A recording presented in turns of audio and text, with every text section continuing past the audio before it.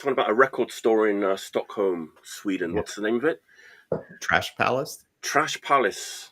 Yeah. How long has that been around? Is that an old school store? Or? Sure, actually. Yeah, I don't know. Like a number of years, but maybe not a real long time, you know? Right. Yeah. I'd like to go. Yeah. Hey, everyone, we're just talking about record stores in in Sweden. Thanks for tuning in. Let me. It's that time of day again. That time of the week again, rather. Friday night, episode 82. Not bad. Let me just do the old housekeeping, whatever that is. Like and subscribe. Miraculously in the same color as my government issue. How did that happen? How'd you do that? It's going to be a great show, as usual. Let me adjust my thing here. It's still there. Yeah, it's still there. Let's get rid of that. There you go. Sorry, that was fun for me. Let's get rid of that. We can't have that. Jeff's back. Daniel's back. Dave's back. I was thinking, I remembered the thing I was going to ask before we started. Okay. I was wondering if this is my 5th time on the show. Is it? Because I was thinking about how when people host Saturday Night Live for the 5th time, they join the 5-timers club. they do these embroidered robes, and I was like, oh man, I should get a robe and get a big 5 embroidered on it. If any robe manufacturers are watching in the comments, yeah, make one for Daniel there. Yeah, it's important to me. What color would you like? Well, they're purple on Saturday Night Live. Oh, they're purple. Very regal color, I think. I think the colors would have to coordinate with the text blocks in your government issue shirt. Yes, exactly. You got to keep the theme going, right? Yes, a regal robe. The man deserves it. He's been on five times. I think other people have been on 5 times. They didn't ask for a robe. Cheers. Everyone knows what's going to happen. Actually, nobody knows what's going to happen. Even we don't know what's going to happen. But we've all got a bunch of records. We're going to have a good time talking about. Shall we get going? Yeah. Let's get started. Oh yeah. Cheers. You know what? It's been one of those months when there's been a lot of really good new releases, and I'm struggling.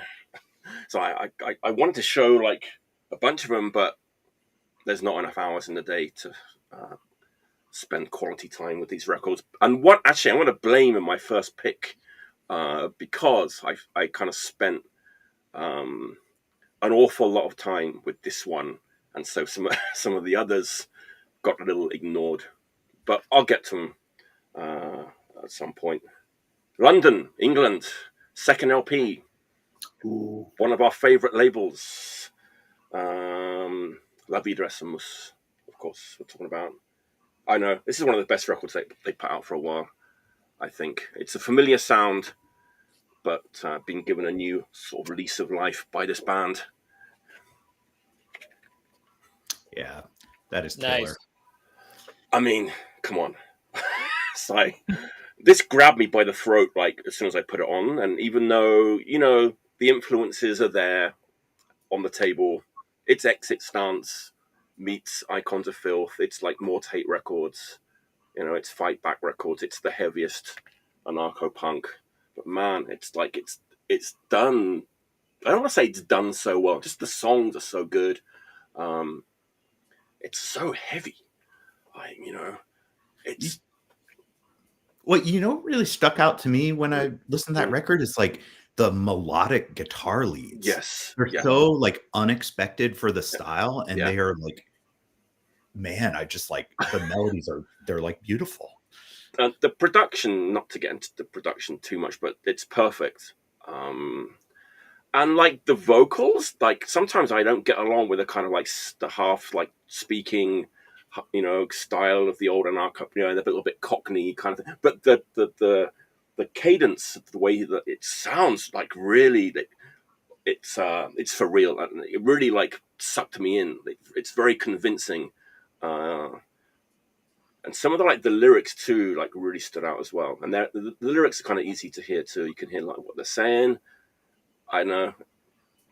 We know what I want to do, because this is like so heavy. I wanted to kind of like play this and then play like the Exit Stance 12-inch like after, and kind of compare them, because I want to say that this is like way like heavier than Exit Stance. It's like adding a lot more to like that like framework.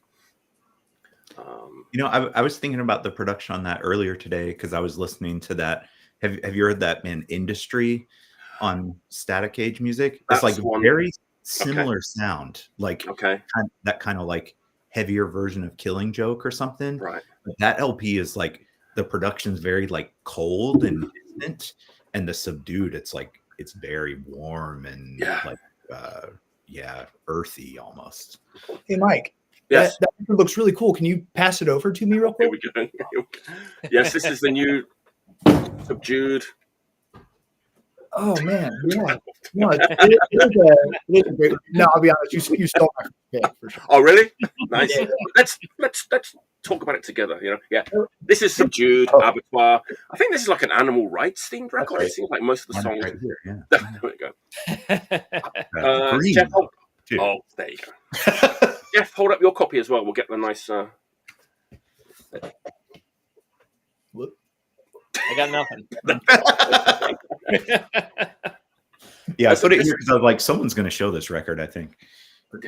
There's so many things to like comment on about this record. Really, like the pacing with the record as well. Like it's perfect. It starts off a little bit slower, and then it kind of builds up the energy, and they kind of go a little bit more hardcore too than like Exit Stance and those bands. There's a little bit more of a hardcore, and I was going to say conflict, but not really. There's not really any conflict in it, but definitely like it's more a little bit more hardcore than Exit Stance, which is Icons of Filth. Icons of Filth are basically like a more hardcore Exit Stance in a way. But man, so my first listening to the record, I was honestly blown away by it, and like the main thing that struck me, like you were talking about Jack's vocals, like to me, like one of the things about it is that like, whereas like other bands, you know, they're angry and maybe they're posturing a little bit, or it's like earnest in a way where it's kind of corny. This record feels dead serious to me, you know? And yes. That's what's so powerful. Because he doesn't like overdo it,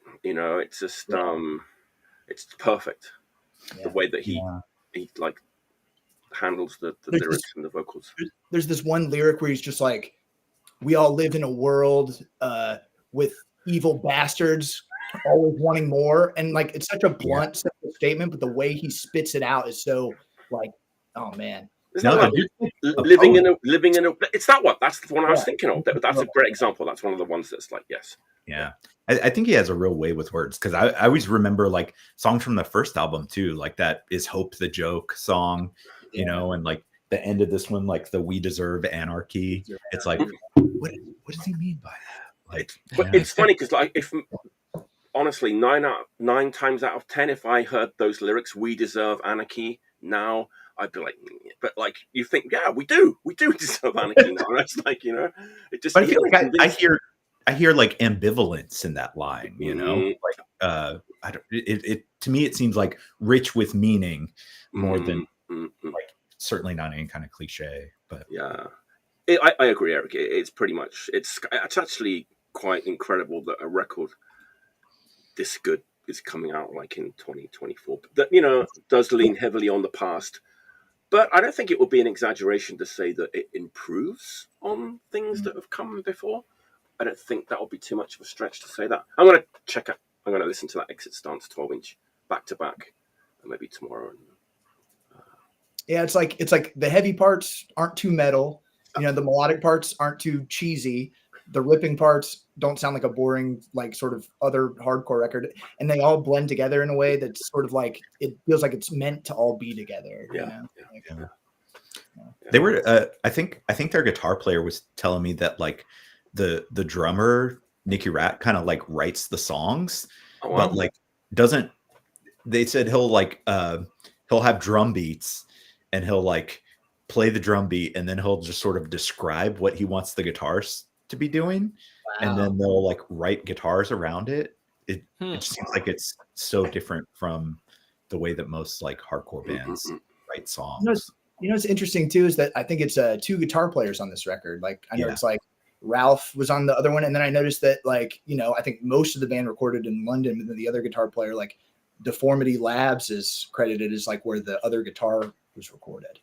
I thought the whole record was recorded at Deformity because they recorded it when they when they were with over for the New York Fest last year. It says something about London in the credits, but yeah, they probably did like additional stuff. But I think it's like the guitar player or it's like the person from Nosferatu, I think is the other guitar. Like Cody, I think. Okay. Cody. Yeah. It's just funny that they decided to have like a band where everyone's in London except for one guitar player, but it's just like, we'll just have him be in the band anyway, you know? Well, that's like Nicky Ratz and Nosferatu, you know? Like, yeah, that's right. Forgot about that. So I thought that this band were from Sheffield, like, but are they? They're not. They're from London, right? I think they're from London. Yeah. Yeah, right. I don't know why I thought they were from Sheffield at first, but like, yeah, it is John Stout's birthday. There you go. Oh wow. Yeah, perfect record. Subdued, Abbatoir, La Vida es un mus. Check it out. Hell yeah. That's our first pick. I guess. That was your first pick, right, Jeff? It was gonna be, yeah. But but I have alternates. I mean, we can skip me if you want. Put in an alternate. Let's do it. I got another new record. So I've been listening to this a whole lot. It's kind of like was anticipated a little bit beforehand, but it's this new record by The Dark. Oh, hold on. Let me pass it to you. I see a theme developing here. Yeah, it was that too. Yeah. Yeah, it's funny, man. You know, so I think this band has been a band for like over 10 years now. And because I remember listening to their demos. They came out back in like 2014, 2015, something like that. And then they had like one 7-inch that was like 6 years ago or something like that. And then finally they came out with their first record. And I don't know, like I know it's like it's all people from Los Angeles or Orange County area, you know, but to me it definitely has a lot of sort of early mid 80s Japanese influences, you know. What I was always like, I sort of wrote about it for the Sorry State newsletter, and like the one band I like compare it to in a specific era as well as sort of like blunt sleazy era Execute. Yeah. Oh, nice. Absolutely. But then they have a lot of other stuff going on too. Like they have this. Well, so first of all, one thing that's funny about the record is that the first few songs, when I first heard it, like I was like, oh, these sound so familiar to me. And then it turns out it's the songs on their demo just re-recorded, but I think they're worthy of a re-recording because that demo was like pretty raw sounding, and they sort of like bring new energy and life to the songs, you know. But then flipping to the B side, it's all new material I hadn't heard before, you know. And there's one song that kind of opens with this sort of like creepy arpeggiated kind of guitar thing that reminds me a lot of like TSOL and like Weathered Statues kind of vibe, you know. So it's almost like their Orange County influences can't help but work their way in there. But then there's this one song on this record. I want to say it's Heartless. It opens with this riff, and I swear the riff, it reminds me of like Motley Crue or like Juice or something. Like it just sounds like sort of like a motorcycle riding like heavy metal like mid-paced riff, and it's badass, dude. I think it's almost like the riff to Livewire, right? Yeah, like, kind of. Like or maybe like more like Looks to Kill, you know. But like, it's not good to kill, you know? But I think like one of the things that's special about this band, more so than like all the things that they kind of sound like, is that they really like establish like this like atmosphere. Like I think The Dark is a very apt name for the band, you know, because it kind of like feels like this like swelling sort of like demonic vomitous kind of. It's particularly the, you know, they have like delay on them, but not in a way that's obnoxious, you know. But like the singer really gives this delivery that's like feels like has a lot of personality and is kind of, I don't know, kind of off-putting, but also sort of alluring. Time, you know? It's kind of like Christian Death, 45 Grave, like a little bit like but heavier, like Yeah. just like sort of more nasty and Yeah, I mean, I heard it first on YouTube when I was going to work, and I was like, man, this is amazing. And I immediately like put it up on Facebook, and yeah, that was like my first thing was like, this sounds like the Execute, and even like the Sexual and GZ. It's like that mid-80s, like heavy, straightforward, like kind of no frills, very like riff based. Yeah. And in that, like, I call it the G beat. I don't know if that's a thing, but like the GBH, it has like the GBH speed going on. And some of the songs have a little bit of a GBH. I got some pushback when I said it reminded me of GBH a little bit. I totally hear it. Yeah. And like Metallic. Did that come out on Toxic State? It did. And what's interesting about this band too is that like, when their demos first came out, like I thought there was sort of this air of mystery about them, but then like, they're totally credited on the information and everything, but it's the same drummer as Toscos.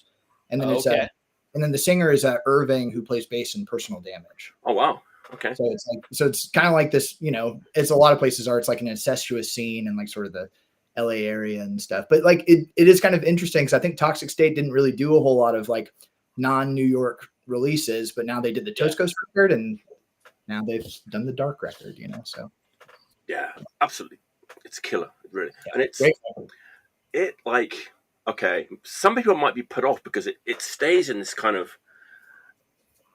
like a little bit of a subdued mode. It never like, and you're kind of waiting for it to explode at some point, and it never does, right? It kind of stays in this like this zone of just like mid-paced, but it works. It's a little bit.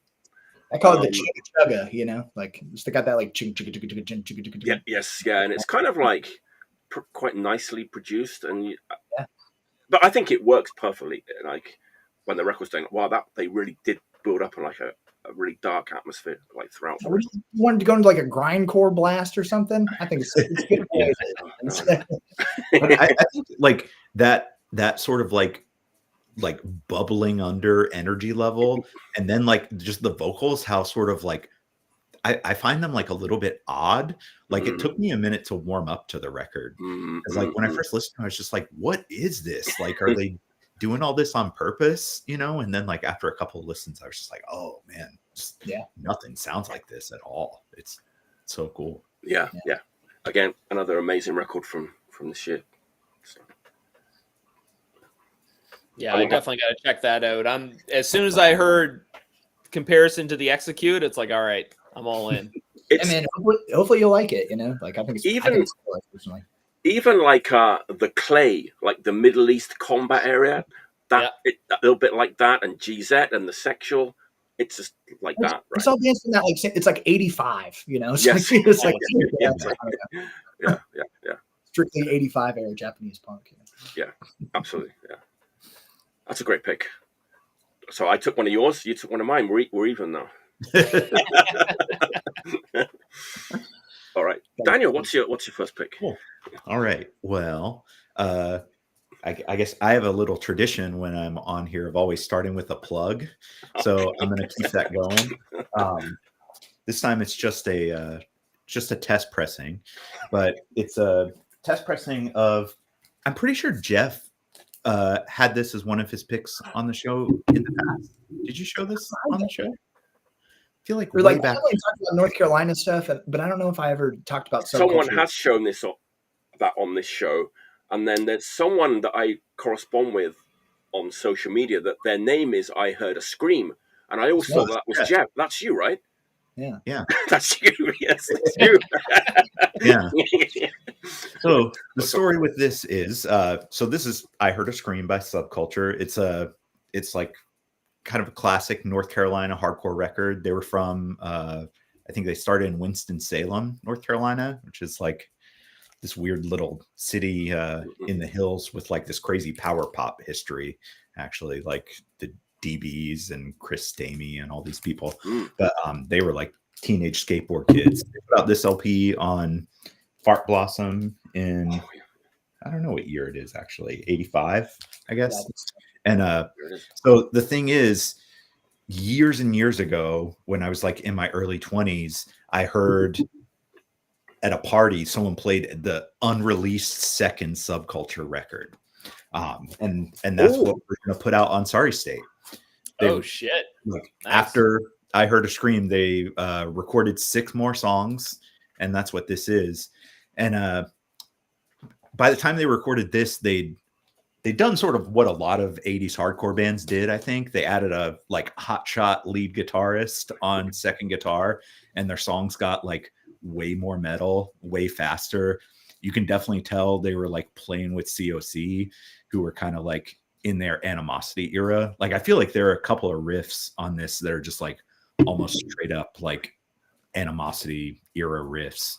But it's got, I would say, you know, like I said, it's faster, more metallic, like almost kind of like speed metal in places. But then there's still touches of what they do here, which while it's like very straightforward American hardcore, has these kind of like melodic touches. I feel like people often mention like the early Descendants kind of as like an aspect of their sound. And that's sort of still in here a little bit, like particularly with the vocals, like that just carry a little bit of melody.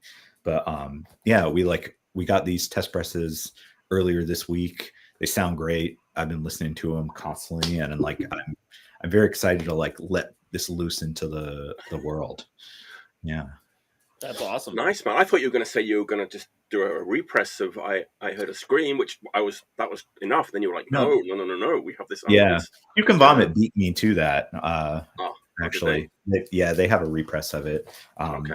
Yeah, it's crazy though, because I remember hearing this stuff at a party, but like there was the tape stopped in the middle of it, and I was just, and like I remember asking, like, because Kevin, the singer for Subculture, was the singer for Double Negative, and I remember asking him about those tracks, and he was like, "Oh, I don't think anybody has that tape anymore."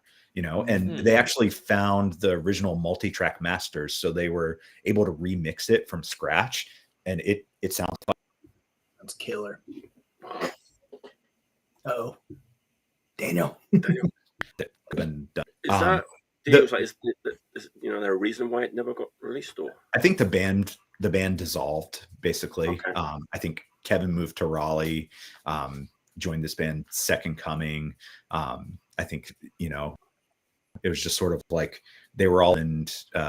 They turned 18 or whatever and moved away, and kind of the band didn't really stay together, because they actually toured with No Effects, and I remember like I guess there was talk of Fat Wreck putting this out, and I just sort of like begged them. I was like, please just let me do it on Sorry State. Like, if you put it out on Fat Wreck, like the people who care about it are not going to hear it, you know.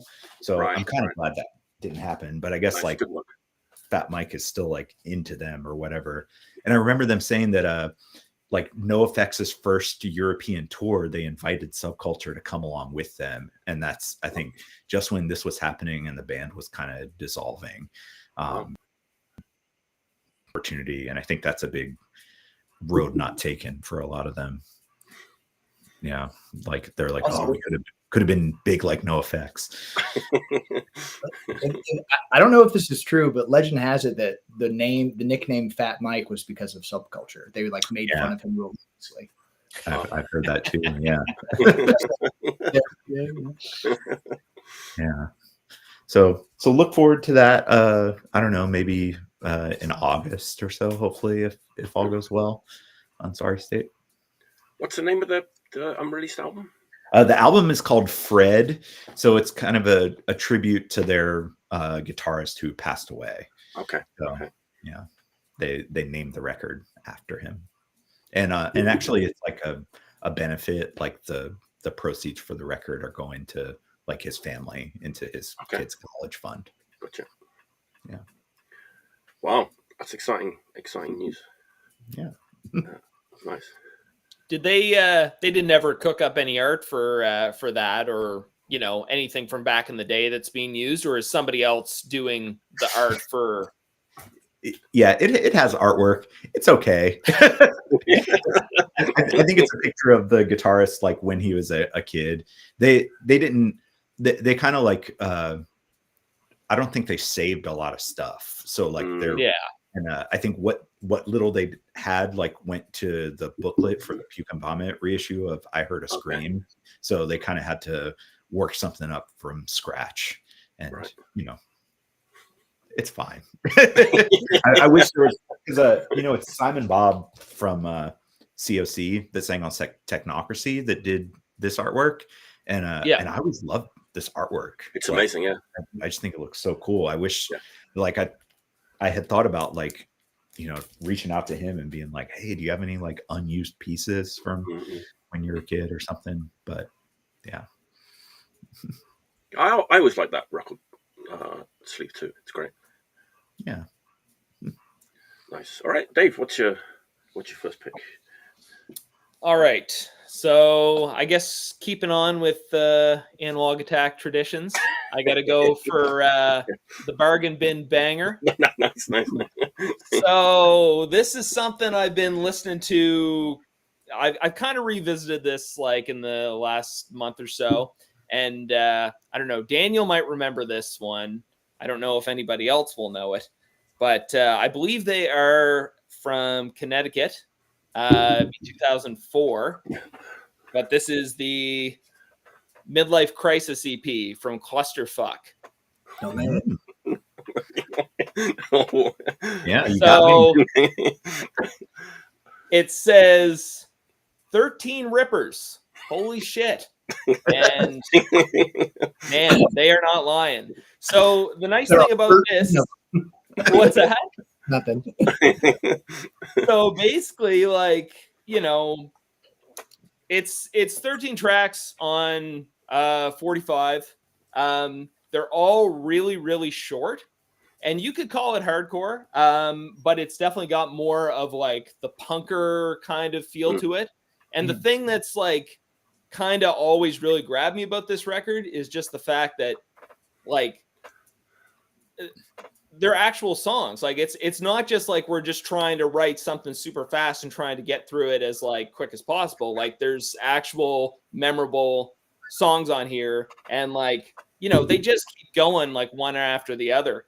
The vocalist has kind of got this like little like almost like Jello Biafra-esque kind of like kind of tone to his voice and everything, but like holy fuck, this record rules. And I mean it's still like a $5 7-inch. Not to mention, I mean, they do have probably one of the greatest drummers of all time, King Sexy. So I mean, like I know there's some good drummers out there, but I mean, if anybody knows the whereabouts of King Sexy, where is he now? Yeah, let us know. Right into Probably my playing like a Red Hot Chili Peppers cover band. But so like I think they had a split 7-inch that came after this with that band. I think it's Rat Bite. Yeah. And then following that, so I think over the past few years, they've had 2 full lengths, I think. Wow. I think I have the split with Rat Bite. I think I listened to their stuff on the 2 full lengths, and it did not come close to this. But like, yeah, this is just fantastic record, still like around for like super cheap. Like if you go on Discogs now, you can get one for like $5. So highly recommended. But Dave, yeah. did you say what year it came out? 2004. 2004. So it's on Wintermute. Okay. So WINTERMUTE. I don't know if that's their kind of like own concoction or if it's like somebody else's kind of deal, but I know. So I got this, I was living in Toronto at the time, and actually Damien from Fucked Up had gotten, I think, like a stack of 10 of them. And so he just kind of said, hey, I've got these if anybody wants them. And I was like, oh yeah, that looks interesting. Like 13 rippers. Holy shit. I said, all right, we're in. Anyways, yeah, I put it on the turntable, and I was, I still pull this thing out, at least once every few months. Wow. So it definitely has the lasting power. Definitely still holds up. fantastic record. So, man, it's funny, like records from that era of like the early 2000s. I wonder if at some point they'll like catch on and like everybody will find out about all these like killer records that nobody knows about, and then they'll all be expensive, you know. We've had this discussion before. Now they're all up for grabs, you know. But I feel well, like that's the thing. I mean, like there's still really, really, really good records out there that nobody's talking about or nobody really knows about for like I said, like $2 or $3, $5, tons you know. right? Yeah. So I feel like I'm starting to hear about like reissues of things from the early 2000s. Like, like I heard that like that Havoc's going to do like Peter. Oh wow! I think like it might be that like that is kind of the next era to sort of come into like punk nostalgia rear view mirror. You know, I reckon. Well, I mean, the fact that this is 20 years old scares the shit out of me. But anyways, yeah, that's kind of where we're at right now. Yeah. That's like, what were those like garage comps? There were 2 of them that was like all like 90s, early 2000s garage. Destroy All Art. Destroy All Art. Those comps are fucking awesome. I felt like I pretty much added all those 45s to like my want list as soon as I got it. I mean, that's what happens with those, right? Yeah, exactly. Yeah. Yeah. But I feel like I have a few things that I could add to like a early 2000s KBD hardcore thing that be like, oh, no one ever talks about this. Like, totally. Right. Yeah. There's so many, right? There's just so many like 7 inches, but I think like back then, like people like pressed a lot of.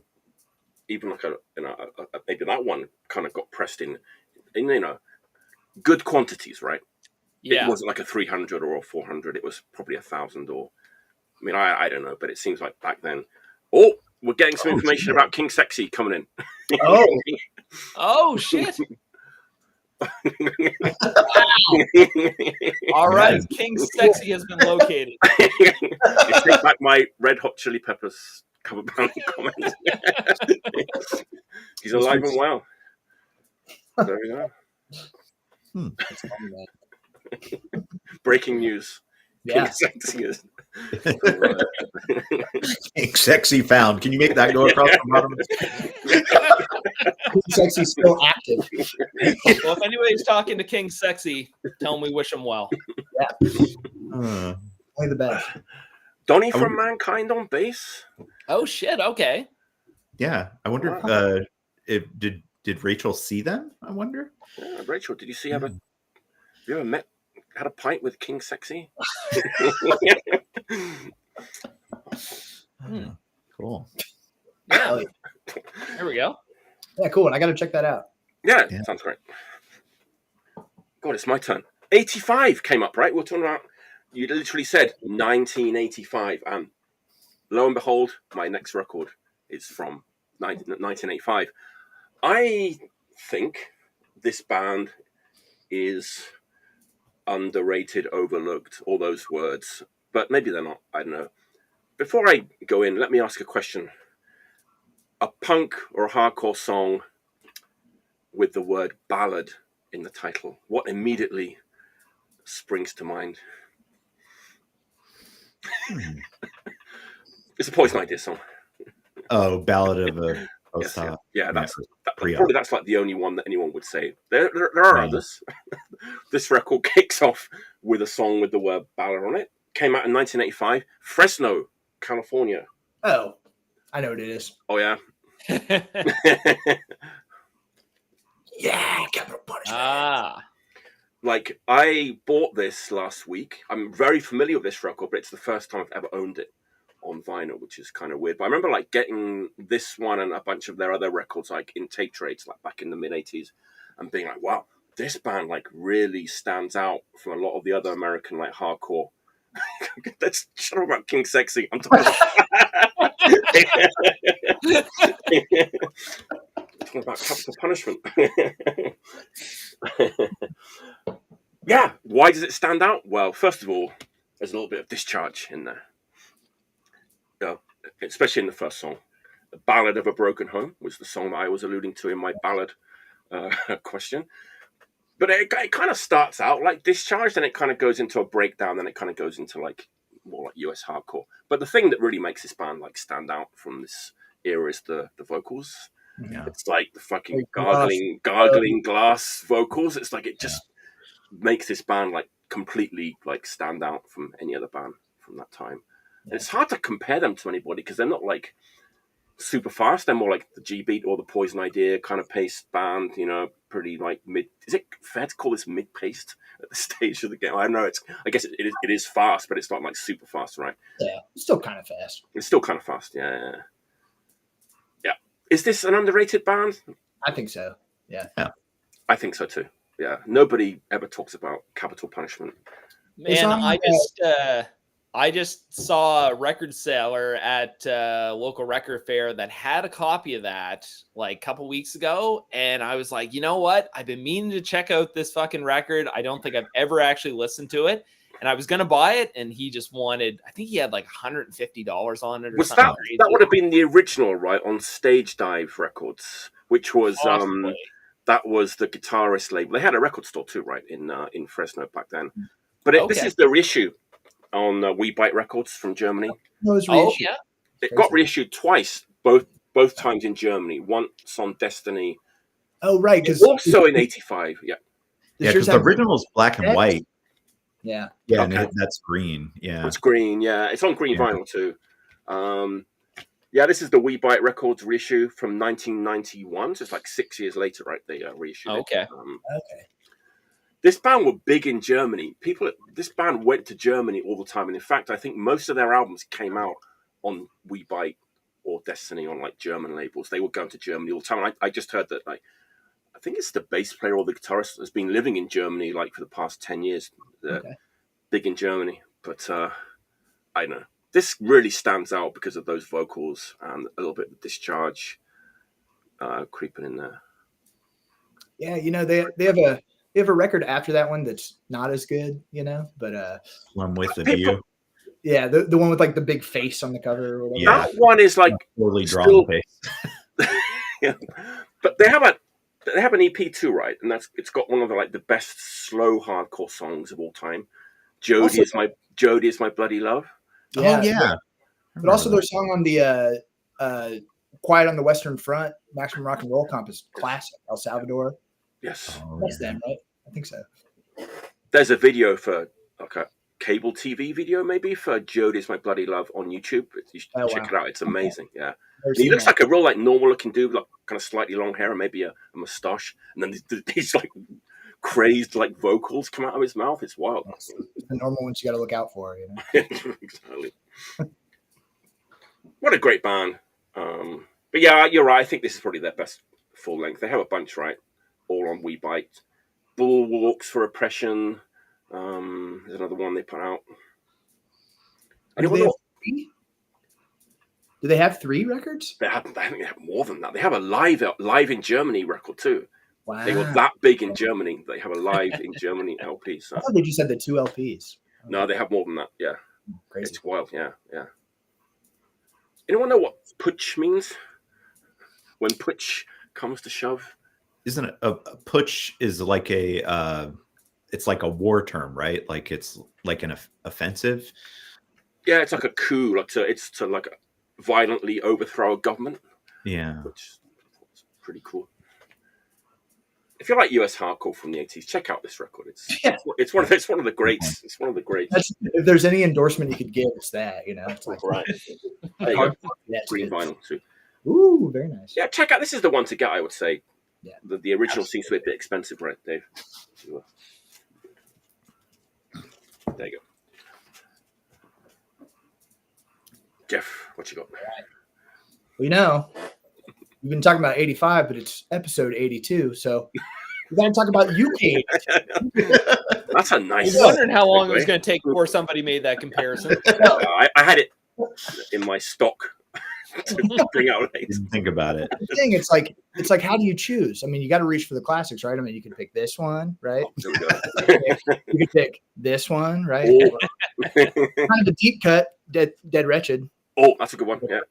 But you brought up GBH when we were talking about the Dark earlier. So for me, if you're talking UK 82, I got to go GBH. Oh, one of the best hardcore records of all time.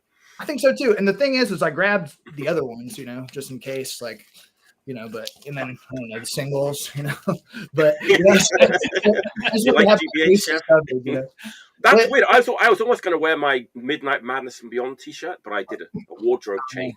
That would have been crazy. It would have been like our brains would have melded at that point. You know? I don't know, man. There's just something special about GBH. You know, it's just like something about their sort of like, I don't know. There's sort of like a rock and roll swagger about them, you know. But then it also has this sort of like dunderhead. I mean, like look at this mutant, like thinking about like a chick or whatever. It's like it's ridiculous. It's like Beavis and Butthead. You know what I mean? People like, did look. It was definitely that back in the day. It was like you like Crass and the Alternative and Dirt and.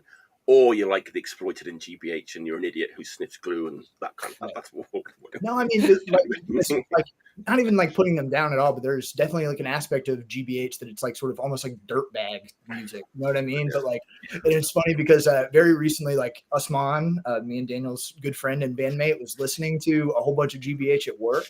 You know, and then he was posting later that night being like, man, I feel like punching some hippies right now. You know? But I don't know, like, so me and Usman's old band played with GBH whenever they played, and you know, like the classic record, you know, it's like leathers, bristle studs, and Acme, right? You know, but like when they got up and played, the singer Colin, he goes, leather, bristles, studs, and wrinkles, and then they like right into the set, and they played the whole record, and they ripped, man. It was like such I've heard they're still really good live, a lot of energy still, and like yeah. But then it's funny because they're like, you know, this doesn't happen a lot in North Carolina, but there were like a bunch of skinheads there. And then the end of the show just turned into this whole mess where people were fighting and the cops showed up or whatever. And then I remember I went up to the guitar player and like, he had no idea what was going on. He was just still inside, you know? And I was like, oh yeah, the cops just rolled up. And he was like, oh, so it's like a proper gig then. And I was just like, of course. Man, anyway. That record is just massive. Like the production on it, every song is like a classic. So like, you know, it opens with Race Against Time and like that just like gets you going. But then there's songs like Generals too, you know, they kind of like slow things down a little bit, you know. It's just a great record. And so I found my copy of that in a secondhand store when I was like 14 or 15. But on Race Against Time, that's the opening track, right? The one that's got the like on the drums. There's a fucking skip on that. So it sounds like the drummer like is just kind of all over the place and he doesn't really know how to play. And then there's the guitar chord and then they come into the song. Right. So every time I hear that song that's not off that record, it just sounds fucking weird to me. It's just like they got like a competent drummer that could actually like play that part as opposed to, you know, Bumbles McGee, who's just kind of staggering his way through the fucking thing. Yeah. But I love that record, man. Dude, that's funny that you say that because the first record I ever bought, like with my like first vinyl record I ever owned was City Baby Attacked by Rats, but it was on a picture disc. And I remember it just like it skipped like brand new and sounded terrible. And I remember like just thinking like, man, this band kind of sounds like shit until I finally I always thought that like I like City Baby Attacked by Rats, but I do think it isn't quite as good as that. It's one of these, you know. But just that's perfect. I think so too. Yeah, it's my favorite for sure. You know, I always, you know, Colin's vocal style is definitely influenced by Iggy Pop from the Stooges era, like the way he sings. Well, they covered. They did, yeah. It's what song did they do? They did. I Feel All Right. I Feel All Right. Yes. Yeah. So you can, I mean, like, there's something about his like sort of vibe on stage and stuff too, you know. Yeah. They were like big Stooges fans, but how do you come out of the gate as a band like that good? How does that happen? I don't know, man. Just got to like have the mind of Beavis and Butthead when you go into it. I know. I've always been a big City Babies Revenge fan too, because I feel like it's like they get almost a little mature in like the melodies or something, and I think when you combine that with the sort of dunderheadedness that's still very much there, you get something very unique. That's why I like Midnight Madness and Beyond. It's like the Sunset Strip kind of version of GBH. Yeah. I like that too. I like those EPs too that come out around that time. So oh no, it's what a bargain, and oh no, it's GBH again. Those both those two are really good too. I don't have those. Have any of you guys heard that? I think it's called A Fridge Too Far. Far. Fridge Too Far. Yes, I think I showed it on the show. The fucking plane. yes. No, I don't know that. Yes, there's a whole bunch. There's that one, and there's From Here to Eternity, or there's tons. Ha ha ha ha. I remember. Yeah, I remember that one. Yeah, I remember they were on like go-kart records in like the 2000s, right? It was a weird time. What a time to be alive. Yeah. All right. So like, yeah, you got to do UK 82 on the 82 episode. Come on. Of course you have. I'll figure that one out while we're going through the show. Yeah, I don't have any UK 82. I don't think. All right, Daniel, what's your all right. What's your next pick? So my next pick, when we started, we were talking about Trash Palace in Stockholm. Yeah. And this was kind of my favorite score that I got at Trash Palace this time. And it's the Head Cleaners Kurti Kuvos split 12-inch. Nice. On Really Fast Records, put out by our friend Staffan from Vidro, who actually plays drums in Kurti Kuvos, the band who shares the vinyl with well, I guess it's Havudvat here, not Head Cleaners. But we're still Swedish. Yeah, exactly. And their tracks here are like killer. All their shit is killer.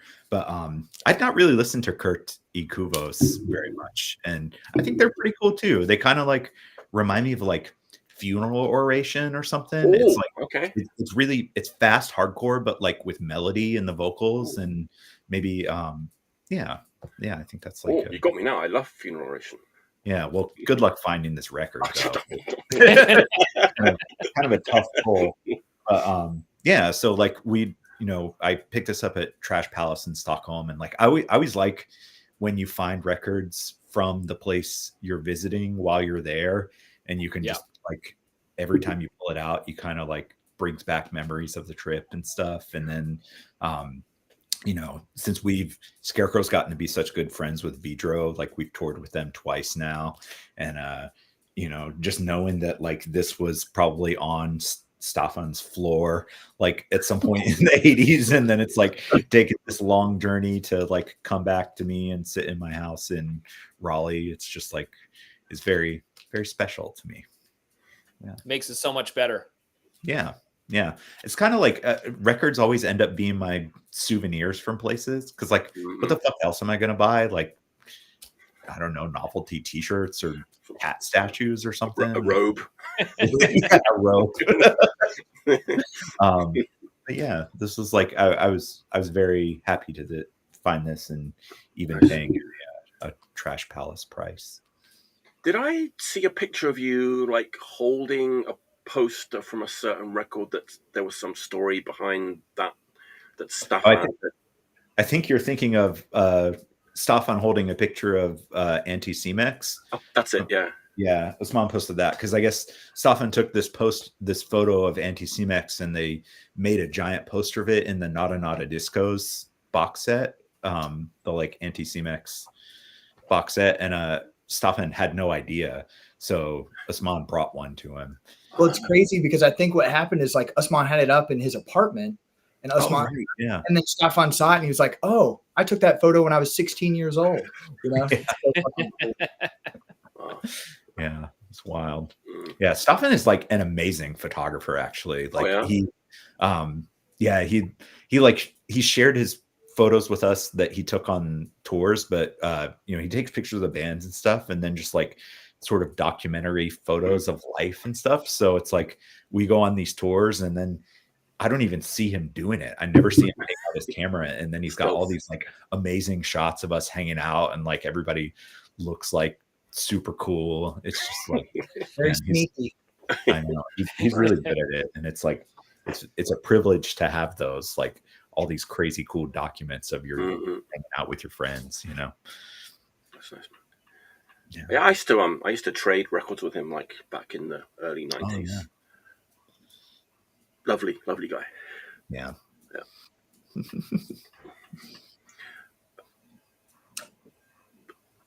Dave, it's your turn.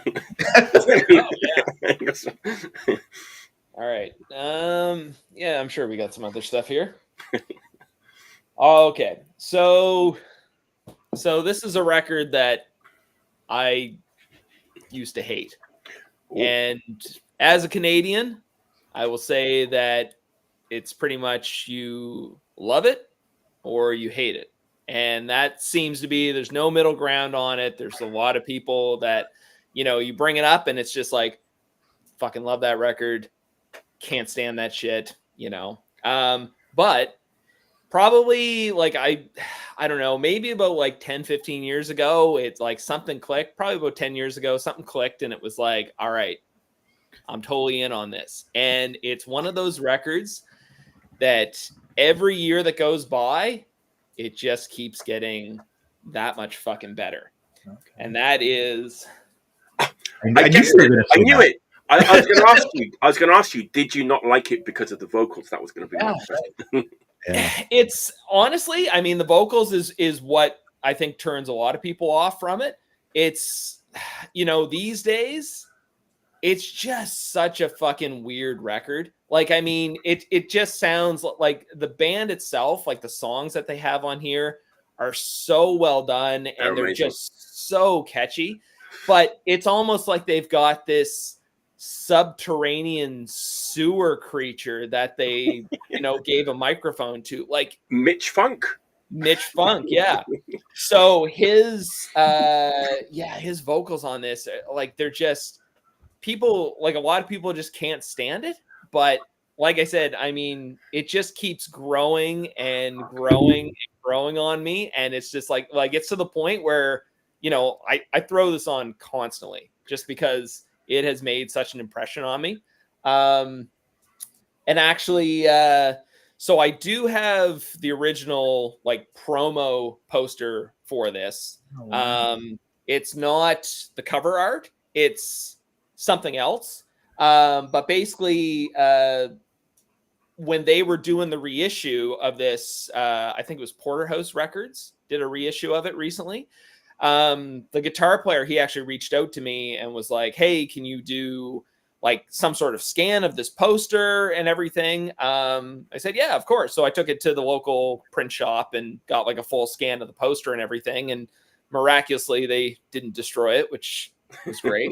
But yeah, I sent it off to him and he's like, oh yeah, when it comes out, we'll send you a copy. Anyways, I never got my copy, but if you got a copy of the Porterhouse reissue, that poster was scanned from my copy. Nice. But anyways, yeah, fantastic record. It took me actually quite a while to find an original copy of this because it was not released on a Canadian label. So you don't really see a whole lot of them pop up around here. But yeah. Man, my biggest regret, not in life, but like, you know, record-wise, is that like there was a copy at Disc Union about 3 years ago, and I have the repress on Overground. Yes, that's the one I have. But it's really nice, you know, and it's a good repress. But I saw like a kind of beat up original, you know, in the rack. So I was like, I know, I'm okay with the and now I really regret like not buying that beat up original. But man, that is like. This kind of shocks people when I say this, but it's absolutely true. That's my favorite Canadian full-length punk record of all time. It's incredible. I liked it from the very first time I heard it, which would have been around the mid-80s, 85, 86. Yeah, I feel like it might have been. Does it say here?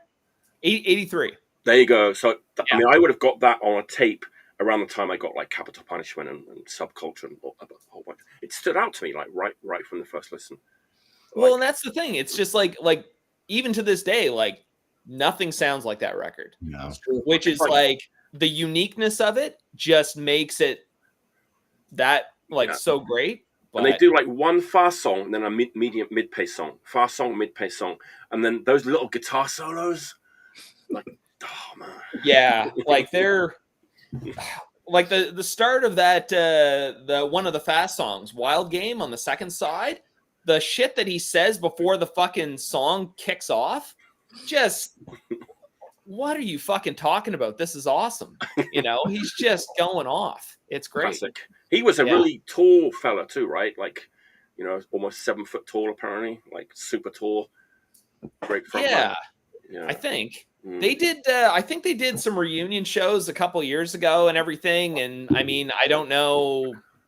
I don't know how those went or whatever, but and they, I mean, aside from that, they had a few comp tracks.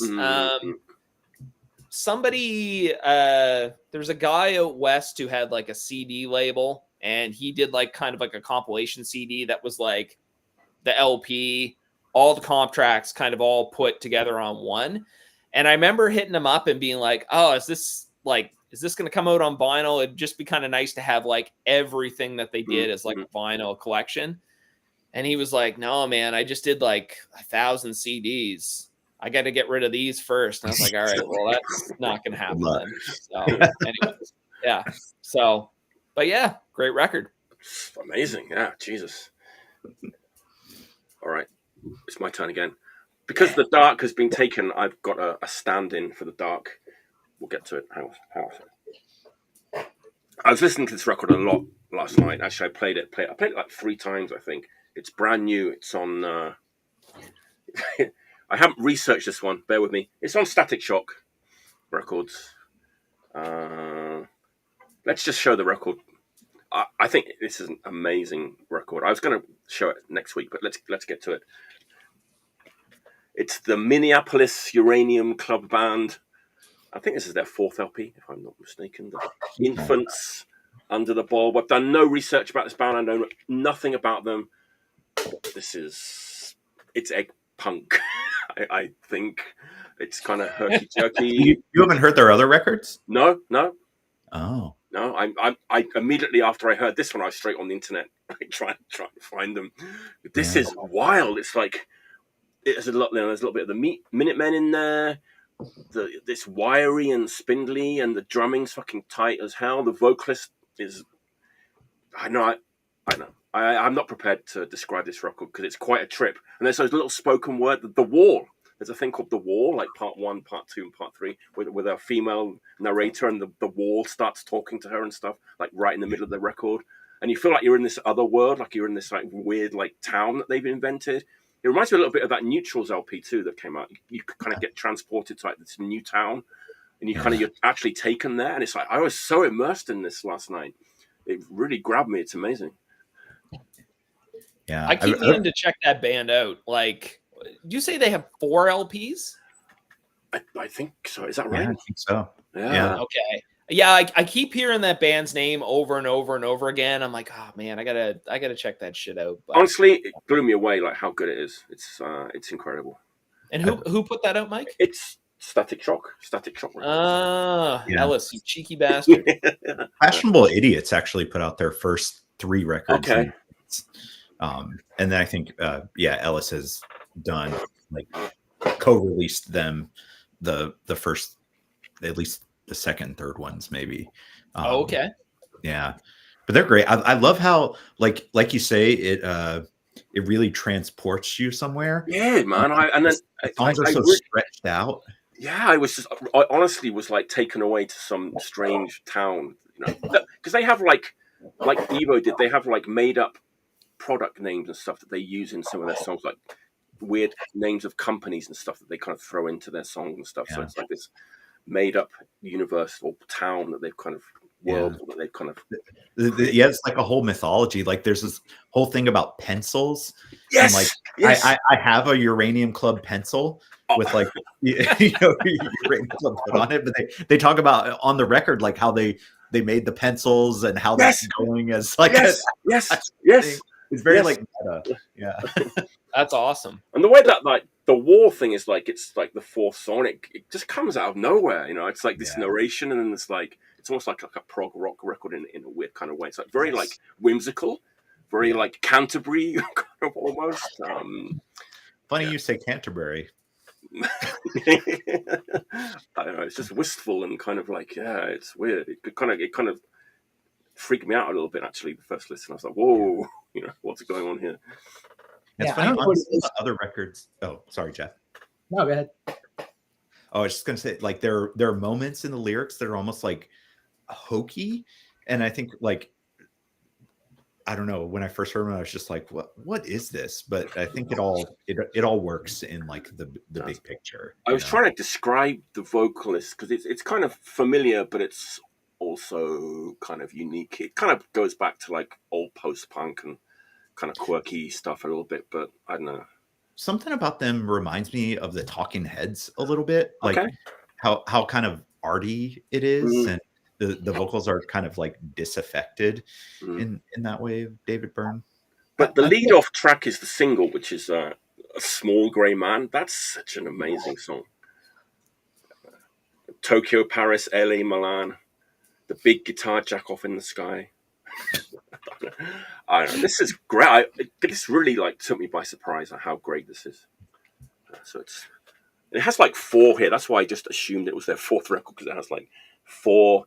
The Minneapolis Uranium Club Band presents Infants Under the Bowl. And apparently, this is like they actually did this. This is a photo taken by a drone.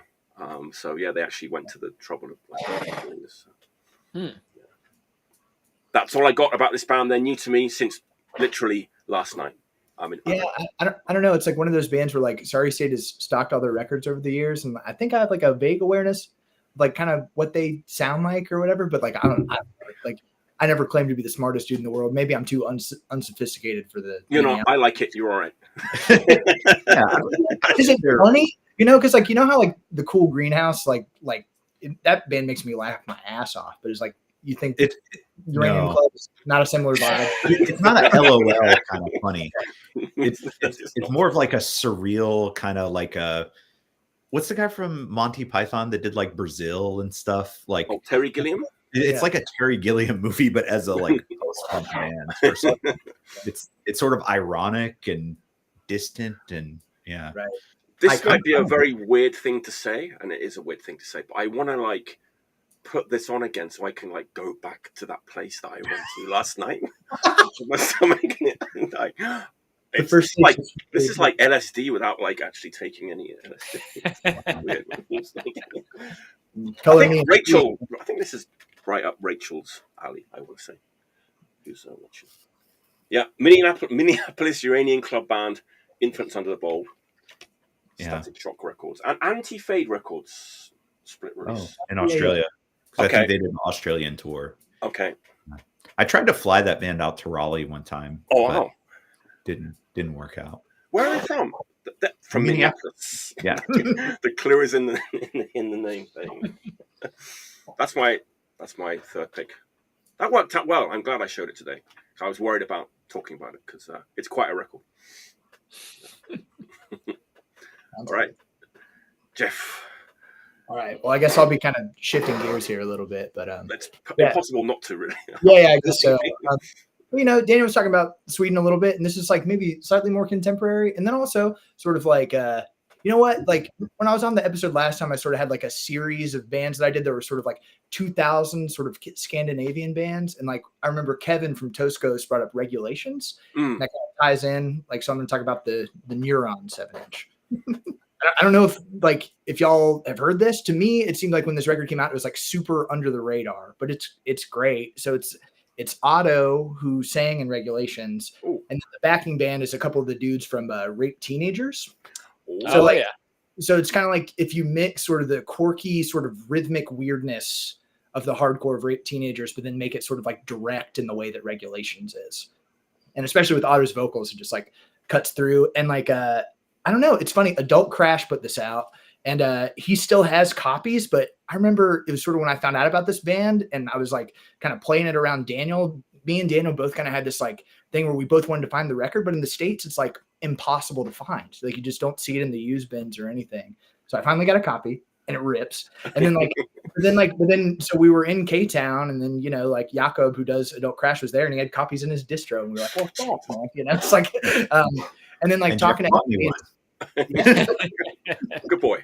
And then talking to like people in Sweden, it's like apparently when they would play, like they played like 10 shows or something like that, and like kind of like were not so active after that, but they would like kind of count off the first song and then play for like 7 to 9 minutes, and that was the whole set, you know? So like that's their vibe, you know, it's like it's sort of this explosive, sort of chaotic, but also like kind of catchy hardcore, you know? And I feel like if people haven't heard this and they love sort of like the two sort of like influences at the helm that make the one band, then you'll be way into it. Wow. I love the Rape Teenagers. Yeah, for sure. Me too. That's another one. I was going to show that Alvar. Is it Alget? Alget. It's like It's like one member of Rape Teenagers playing like all the instruments. I'll show it to you after the show. It's just I was going to show it tonight actually because I picked like it more recent, or is it 80s? No, it's an old one, but it's like it's Cool. yeah. I think this came out in like 2014 or something like that. Yeah, Jakob said he still has like 100 copies. So next time Sorry State orders from Adult Crash, I think I'm going to try to get like 20 of them or something. Yeah. And I was going to say, I mean, if it's that hard to find over in North America, I mean, might not be a bad idea to bring a couple over. Yeah. I mean, I'm definitely interested in one. Yeah. And like Jeff played it for me. And like the instant I heard it, I was like, what the fuck? How did this come out? And like no one heard about it. It's so good. Nice. Wow. Thanks for the glowing endorsement. Yeah, highly recommend it. Cool. All right, Daniel, what's your next pick? All right, the next one I have a bit of a journey. So we like a journey. Yeah. Like you mentioned Canterbury, and that's sort of like the theme of this. And so I wonder if I know Jeff has nothing to say about this. I think go to the bathroom.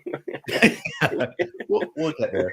So the record that I will ultimately get to with my pick, it's sort of been on my radar for a really long time because of this book that I've had since I was a teenager called The Album Cover Art of Punk. And I think I bought this from like Barnes and Noble when I was like 17 or 18. And, you know, this would have been like the mid 90s. So like pretty much the only like books you could find about punk were about like the Sex Pistols and Clash and, you know, the sort of original British punk. But the book is pretty much just these like really big reproductions of punk albums. But there's a bunch of stuff in here that's just like patently not punk. But I've spent so much time with this book that like these records are kind of burned into my brain and are still sort of like functioning as a want list. Like, what is it? 25 years later or something after I found it. So like I still find records sometimes like this Harry Toledo single that's like in that book and like, what the fuck is this? But like the cover's really cool. And I bought it because it was in that book. But then I forgot to get one of the records on my journey. But basically the record I forgot to get was Caravan in the Land of Gray and Pink.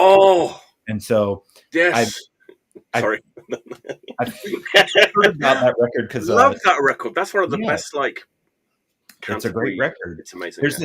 There's this show on BBC Six radio that I try to listen to every week called The Freak Zone, and they played a song from In the Land of Gray and Pink. Yes, Golf Girl. Yeah, and I was like, oh, this song's amazing. I got to hear that record. And so I, you know, found a copy, which was not very hard, and got super into it. And then somewhere around that time, I go out on a collection call for work, and it's this guy in Carborough, like 40 miles away, and he's got this basement just completely full of records and CDs. And so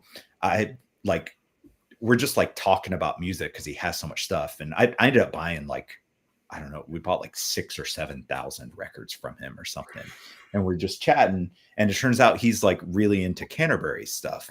And so I mentioned that I was into this Caravan record, and he's like an authority on it. So he's telling me all about. I'm just trying to guess what record you're going to show.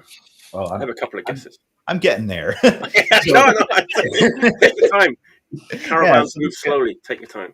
This guy's telling me all about Canterbury stuff and recommending what albums I should listen to, but he's not selling me his Canterbury stuff because like those are his keepers. And then serendipitously, this guy in another town nearby like calls me up and he has this like big collection of like all kinds of experimental music, and he had like lots of crazy stuff. But he had like a lot of Canterbury in it. So this one guy's telling me about his favorite records, but not selling them to me. And then this other guy sells me all these really hard to find records at the same time. So like guy number one, his favorite record ever is the Soft Machine Third. Jazzy. So, yeah, jazzy. And so I got to listen to this, and it like, you know, blew my mind. It's fucking awesome. It's good, right? Yeah. He also highly recommended Hatfield in the North, Rotters Club, another sort of like Canterbury classic. And then this was another one that I got into about the same time, Egg. Oh, Egg's wild, man. This is a really Egg more Egg than Egg Punk. It's like this is like a heavy record too. Like it starts off with this like sort of Blue Cheer, Black Sabbath type like heavy organ riff. That's a great record there. Yeah, man, I don't know any of this shit. I'm going to be taking notes. I'm so excited. It's just great to see all this stuff come out on this show because I love it. Yeah, it's weird stuff. It's definitely an acquired taste. It's all different. Yeah, it's very, very English. Like I think to me, like Canterbury is sort of like krautrock. Like it's more of like a scene than a style. Yeah, I mean, if you like kind of Syd Barrett era Pink Floyd, that's that's. Yeah, but then there's also like jazz and avant-garde music, and they're starting to play with synthesizers like in the Soft Machine. So there's this whole sort of like futurist angle to it. And talking about like great big scenes from small towns, this is like the best example. Exactly. Yeah. So, I meant to say that the guy who actually sold me all those records, he was like a trip. He was like a classic weirdo. I remember he like emailed me telling me what records he has, and then I called him back, and he answered the phone. Hello, Earthling. You never told me that. Yeah, amazing. You're just like a total character. But anyway, so is that you, Brooksy? I think it's just Tim Brooks. I understand that perspective. I've branched out in my old age. But so those were a bunch of records I got from guy number 2, but I couldn't keep everything from the collection because like we paid him a lot of money and we got to sell some of it to like make money for Sorry State. But then like last week I got a call that guy number 1 had passed away. And so basically like his family hit me up and it's like I got to go back and buy his keepers. And so my actual pick is one that was in collection number 2, but I let it go the first time. And now I'm back to it and very happy to. That was my guess. Yeah. Matching more. Which is like weirdly in this album cover art of punk book. Really? Like, wow. What the fuck does that have to do with punk? Like nothing at all. But it's very much like the Soft Machine. It's sort of like avant-garde, definitely sort of like ambient in places, but then there's like definitely influences from like traditional like British folk music, prog. It's really like an eclectic album, but I just find it like it was a gripping listen. Was Robert Wyatt in that band? Yeah.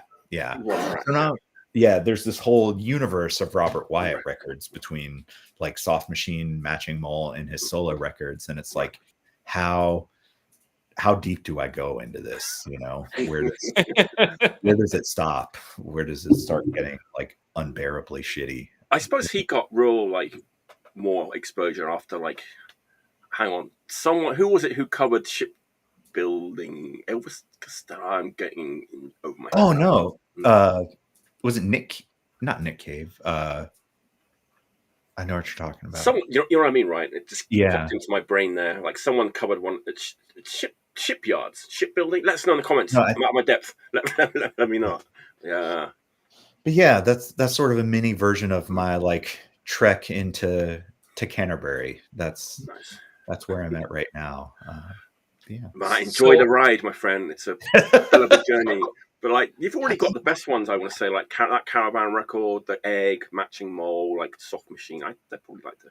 Yeah. So out of those 4 there, what would you what would you recommend for a starter? Caravan, probably. Yeah, Caravan definitely has the most like melody and like song. It's like the songiest, I guess. Okay.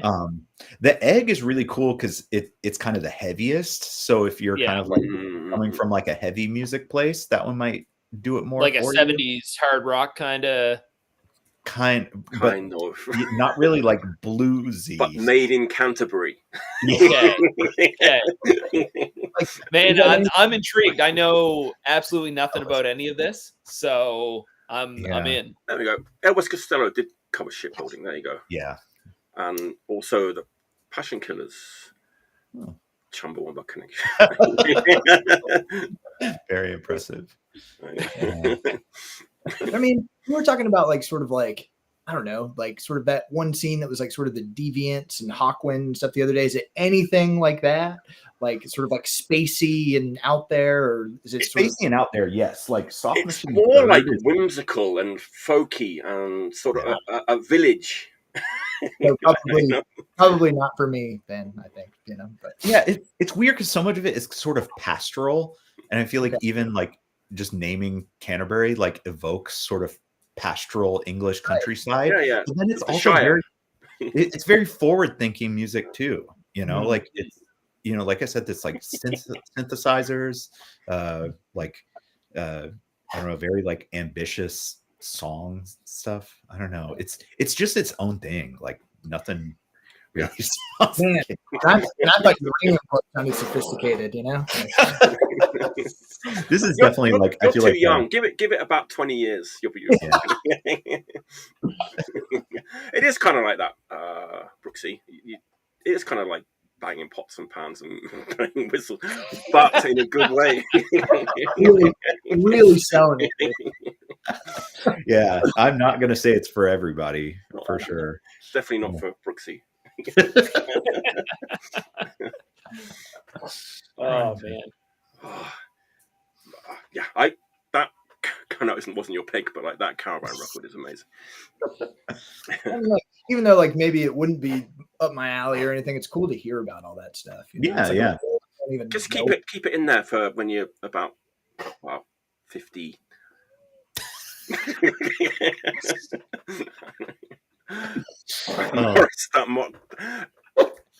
Morris dancing, yes, all of those things. Yes. Dave, Daniel's not there yet, by the way. What's wrong with Morris dancing? All right, it's Dave's turn, right? Yeah. Okay, so here's another record that I don't know. I never hear anybody talk about it. It gets a lot of play over here, and it's kind of strange. So I wouldn't expect a record of this caliber from this band at this point in their career, but the Alley Cats, Escape from Planet Earth. Man, I mean, so the Danger House single, I think that's 78. But I mean, a lot of people, when it comes to the Alley Cats, I kind of feel like they're one of the forgotten Danger House bands. Cause like, I mean, when you're put up against like the Avengers, the Weirdos, the Dills, I mean, you know, you got to stand out a little bit to kind of compete with that. But I mean, I always really liked that Danger House single, that the Alley Cats did. But I never really ventured too far past that. And then, I don't know, probably about like 15 years ago, I was at like an antique store and they had this for like $10. So I just got to take a chance on it. And man, like, so they had another album that came out before this, but this is, sorry?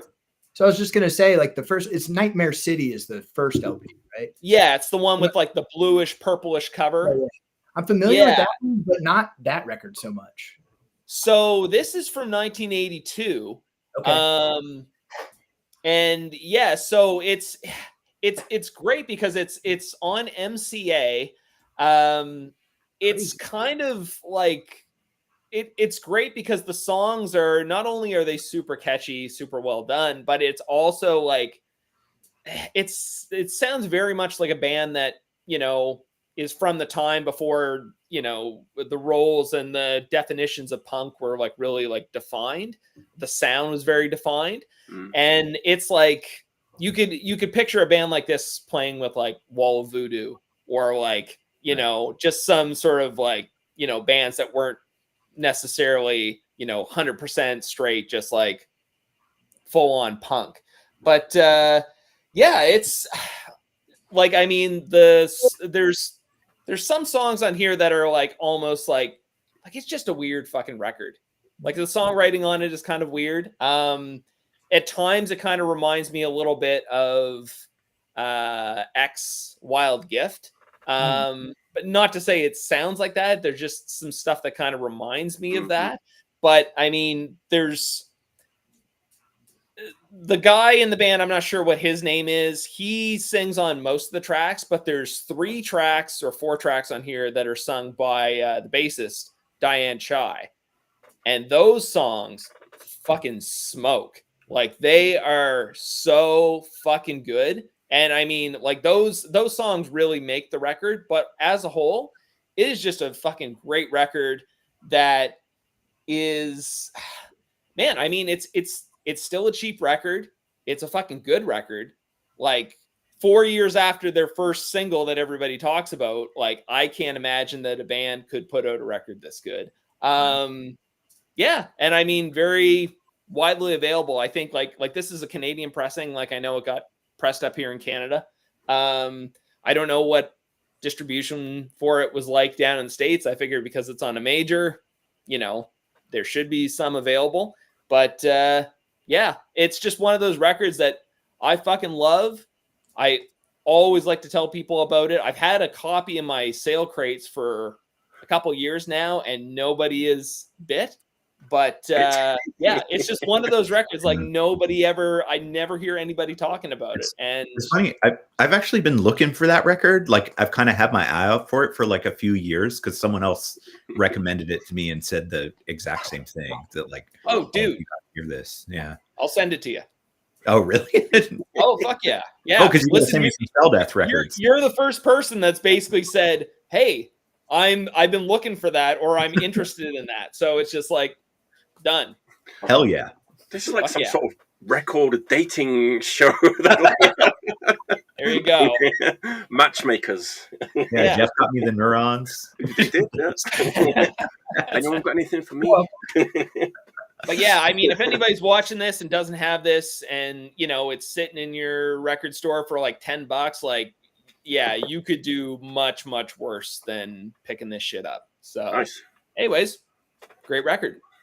Cool. Yeah, and for like talking about like all the Danger House bands and how they measure up and stuff, like I love the Alley Cats, man. Yeah. Like for me, like they come like the Too Much Junk is like one of the best songs on there, you know? Yeah. For sure. So not as familiar with that record, so I gotta dig into it, you know. Well, and it's funny because it's just like this record I love the Danger House single, but the LP that you mentioned, the one that came out before this, I still haven't heard it. Oh man! So I mean, it's great too. You know, by all logic, I should love that record. So it's one of those records where it's just like if I ever see a copy of that, I will definitely be picking it up. But I haven't come across a copy of it. I see this like on a fairly regular basis, but oh really? Wow. Yeah. We'll all fill in the gaps eventually, you know. That's right. Yeah. And they're I think they're playing again, but I think it's like the main dude and a couple kids. So I mean it's not really, I don't know whatever happened to Diane Chai there. She played in a band, what are they called? The Zargons or the Zarkons or something, like after this band. And then I don't know where she's at now, but yeah, a few of those songs on there, especially like I said, the ones that she does the vocals on are fucking awesome. Yeah. Cool. Hell yeah. Man, have y'all seen that documentary that came up on YouTube not too long ago that was kind of like about like the Chinatown scene, the rivalry between Madame Wong's and the Hong Kong. Is that on YouTube? It is. You should check it out. I got to watch that. And it's interesting because it seems like the whole thing was that it seems like the more new wavy leaning bands would be at Madame Wong's, and sort of the more emerging hardcore scene would be at the Hong Kong, and they kind of battled each other a little bit. Oh yeah. So I wonder if Alley Cats was more Madame Wong's or more Hong Kong. I don't know. They don't tell you in the doc. No, I feel like they come up, but I can't remember. Oh, okay. Yeah. Mike, I don't want to miss your next pick. Do I got a chance to run to the washroom? You do. I wanted to do that, but you go ahead. All right. On the floor. We'll carry on talking about Canterbury. Yeah. No, I should use that. Yeah, I'm gonna wait till Dave comes back. I think he'll like my next pick. Yeah, cool. Hopefully. That Golf Girl song has very interesting lyrics, and it's very different to the rest of the record. Yeah, for sure. Yeah. I remember it was like Caravan. Sorry, go back to Canterbury. I think I remember bands on your journey there. Yeah, there were. I think I remember hearing that song is all it is just he was super into a girl at the golf course. It's all just sort of slice of life, I guess. Dave was talking about the Alley Cats. Aren't they a little bit rockabilly-ish? Like they have a rockabilly feel? No? I don't think so. No? Okay. I'm thinking of someone else. I mean, maybe a Danger House band that has a little bit of rockabilly. It's kind of walking bass lines and stuff. Okay. But not in a sort of standing on a coffin stand-up bass. But I mean, I don't know. The bass player does have kind of a big 50s type hairdo. Maybe that's why I got on the cover of the one single. Got that's true. Yeah, they have a little bit of a 50s look. And the name as well, I guess. It kind of has a kind of rockabilly. Stray Cats, Alley Cats. Let's get Stray Cats, right? Yeah. Should I get going with my next pick? He's taking a long time, isn't he? What's the best Southern 80s Southern California punk band that originally weren't from Southern California? We're going back to 85 actually. Although this is a reissue. It has one of their records from 85 and another one from 87. I feel like in the pantheon of classic Southern California punk, this band doesn't get mentioned as much as some of the other bands, but I think they're just as good. Where are they from originally? They were originally they were from Las Vegas. Oh, okay. M.I.A? That's right. Good shout. Man. There you go. So I just picked up this reissue. It's on a French label, Modern City. It's really nice. It's all silk screened, a lot of stuff going on. So it's Notes from the Underground from 85 and After the Fact, this die cut cover. I've never listened to that one. I mostly know more Murder in a Foreign Place. That's the one that everyone kind of likes and loves and knows, and the split with Genocide too, which was the first. Oh, right. Yeah. And then, we're getting into the mid-80s. Things are changing up a little bit. This band is funny because they kind of started off on Smoke 7, which is RF7's label. They moved to Alternative Tentacles, and they moved again to National Trust Records, and they ended up on Flipside. So there's 4 kind of big labels in 4 years. But so this is 85. And you would think with this kind of band who are kind of getting a little bit, it's that sun-kissed, sun-drenched, cocaine and surfboards, favorite. You would think that this one, which is from 85, Notes from the Underground, would be better than the one from 87 After the Fact. Not the case. This is a bit of a slump. It's a good record.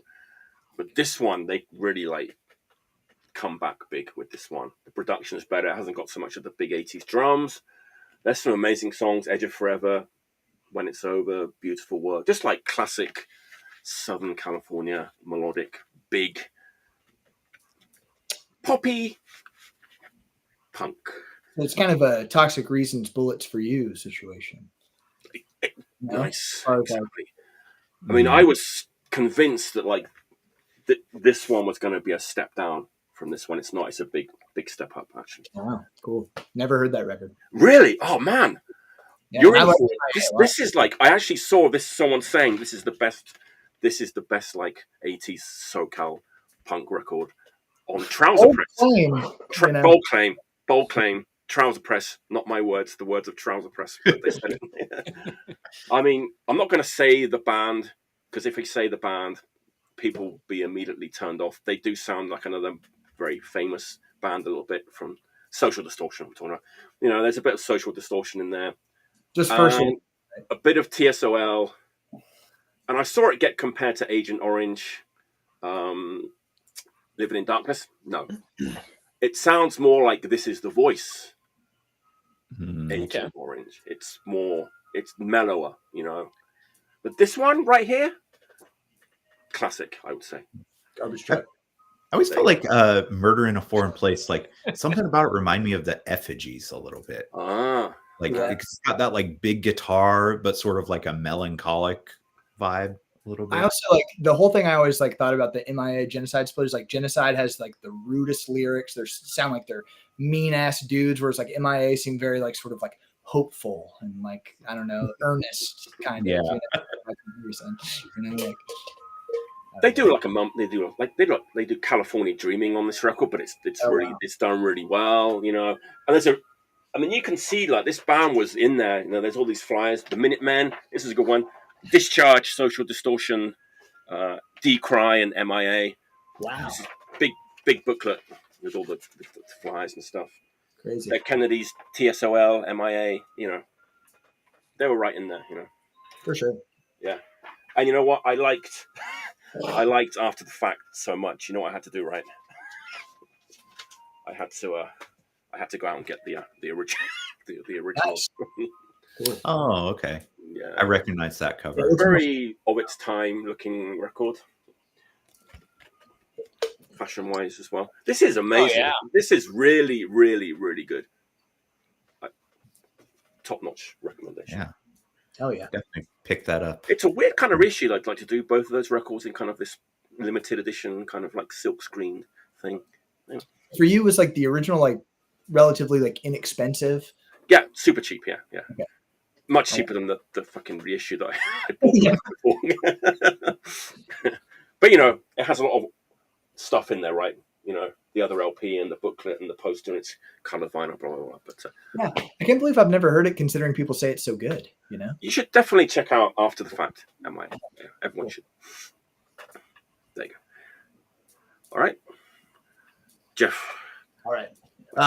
So like, I remember like there was like a kind of a series that you had going on, Mike, where you were kind of like showing all these like bands that like, I don't know if you want to say garage, like power pop. I just feel like that term is almost like the kiss of death, right?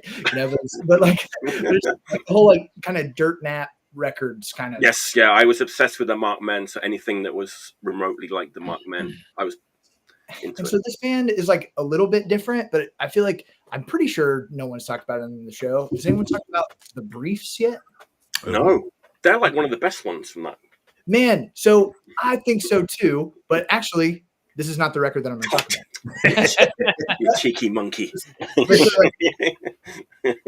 It's really weird. So like not too long ago, like that record was recently reissued, and I was jamming it in the store, and this dude's been coming in lately, and I've never seen him before, but he buys cool punk records. And when I was listening to the Briefs, he came in and he was like, "Hey, you like the Briefs?" And I was like, "Yeah, I love the Briefs. Since I was like a teenager, I've liked them." And he was like, "Man, I made a documentary about them when I was like a kid, like 19 years old or whatever." And I was like, "Oh, crazy. I've never seen it." And he was like, "Man, next time I come in, I'll bring you the DVD." And he did. And so it's a documentary about the Briefs. And, you know, it's not the best documentary that's ever been made about a band before, but their story's kind of interesting because sort of in the mid 2000s, they kind of had this period where they had a major label contract, and then like the label kind of like I can't remember what major label it was, like who knows, like I don't know, Warner Brothers, whatever, like shelved the record, and like sort of like had this in this weird thing where like they kind of like wanted different songs on the record and they were arguing over it and the record never came out. But sort of to break their contract, like while they were still signed to the major label, they made this record. And this was recently reissued too. And up until recently, I had never heard it. And I love that first Briefs record. And this one, I would say, is almost like just as good. It's like, it's the same kind of like, I don't know, for people who don't really know about them, I would almost say they kind of remind me of like the Dickies or something, you know, it's that kind of like 77 punk style, but also like this, like, you know, totally rude sense of humor, kind of like sunglasses on while you play kind of. And the song has like a song about how like the USA is so great. And apparently during this time they toured in Europe a lot and they would just like play this and it's like, it's totally tongue in cheek. They're like sort of like saying how great the US is, but then it's like the worst place ever, you know, but they would like play in Germany and just sing the song about how great the US was. And probably, I'm sure the subtleties of their meaning didn't really come through or whatever, but that's just their sense of humor or whatever. But yeah, Mike, I don't know if you've heard this. This one's called Off the Charts, by the way, which is also funny because it's like, they were off the charts because their major label record never came out, you know. But it's really good, and I can't remember who just reissued it, but it was originally on Dirt Nap though, wasn't it? I think so. Yeah. Yeah, because the only thing I have is like a Japan kind of semi discography CD, Japanese thing, which I haven't played for ages. I have to pull that out. And then later on, they were on like BYO, you know, and like the record they did for BYO is kind of like not as good to me. But, yeah. I was like a huge fan of them through that whole era. And like, you know, Jeff lent me the documentary and it like brought back so many memories. Cause like, I loved that first album. And like, I remember they got on the major label and I remember they played in Charlotte and I drove all the way down there. And I'm sure it was like a total major label thing where they were opening for that band, the Real Mackenzies. And I'd never heard of that band before. And I'm just like, I can't believe this is a thing and so many people are into it. Like you're fucking like fake Scottish. The general public has terrible taste. We know. Oh God! but the Briefs are killer, and it was in that period when it's like, when is this major label record gonna come out? And then Off the Charts came out, and like I like it better than the first one. Oh yeah. Like, oh wow, I didn't know that. Yeah, I think like it's just like it's sort of like you know, Dawn of the Dickies versus Incredible Shrinking Dickies. Like it's like a little bit more just like fine tuned. Like love them both, but I don't know. That's has some magic. Maybe like the second one feels like a little more confident or something. Yeah, you know? Yeah. And like there's like I feel like there are moments of like more sort of pure pop on the second one that maybe they wouldn't have gone for on the first one when they're still trying to do that 77 caricature thing a little more. I don't know. For sure. Yeah. It's funny that band, the French band Queer, on the front cover of the new record, he's wearing a huge Briefs really? on his leather jacket. Yeah. Huh. Yeah. Kind of makes sense. Yeah. Yeah. I can see it. It's all connected. Yeah. I don't know how many people watching this are even like, yeah, the Briefs are cool, or like, ooh, the Briefs suck, but like I just love them. To me, those records like totally hold up, you know. Yeah, I hadn't listened to him in so long until you gave me that documentary, and then I just like dove back in. I was like, cool. Like, yeah, it's awesome. Love that. They're one of those bands I've been hearing about them for years and years and years, and I don't know. I just never bothered to check them out. You can't check it all out, eh? It's like, you know. I mean, like it sounds like it's right up my alley. It's just for whatever reason, I don't know. One thing I really love about them too is like they have multiple songwriters and singers in the band, and like all their songwriting is so different, but like so complementary. That's what I was gonna say. Like, I think that's like as much as I'm talking about like wearing sunglasses and being funny and stuff. They're also just like the songs are, you know, yeah. And it's like some of them are more snotty, some of them are more poppy, and some of them are a little almost like melancholy or something. I don't know. It's just really good. This record I was just talking about, they have this song that's like seems really emotional, and then like as the lyrics kind of unveil themselves, it's about John Wayne Gacy. So that's kind of the brief. So what year's that album from, Jeff? The first one that I showed, I think, is like 2001, and this one's like several years later, like 2004 or 5, I think. Gotcha. Okay, yeah. Cool. All right, epoxy transmitters. There you go. Transmitters is a good call. Oh yeah, right. Yeah. Cool. All right, Daniel, what's your next pick? Yeah. So I've been thinking a lot lately. Maybe this will be a conversation starter, maybe not, about sort of the space where like punk and classic rock sort of meld together. Because my staff pick for the Sorry State newsletter last week was this one, the second Only Ones album, Even Serpent Shine, which, like, listening back to the Only Ones to write my thing, I was just thinking about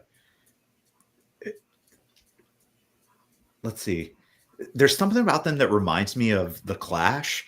Not that they sound like the Clash, but they're sort of like going for something bigger than punk in the same way that the Clash were. Like, they weren't constrained by it at all.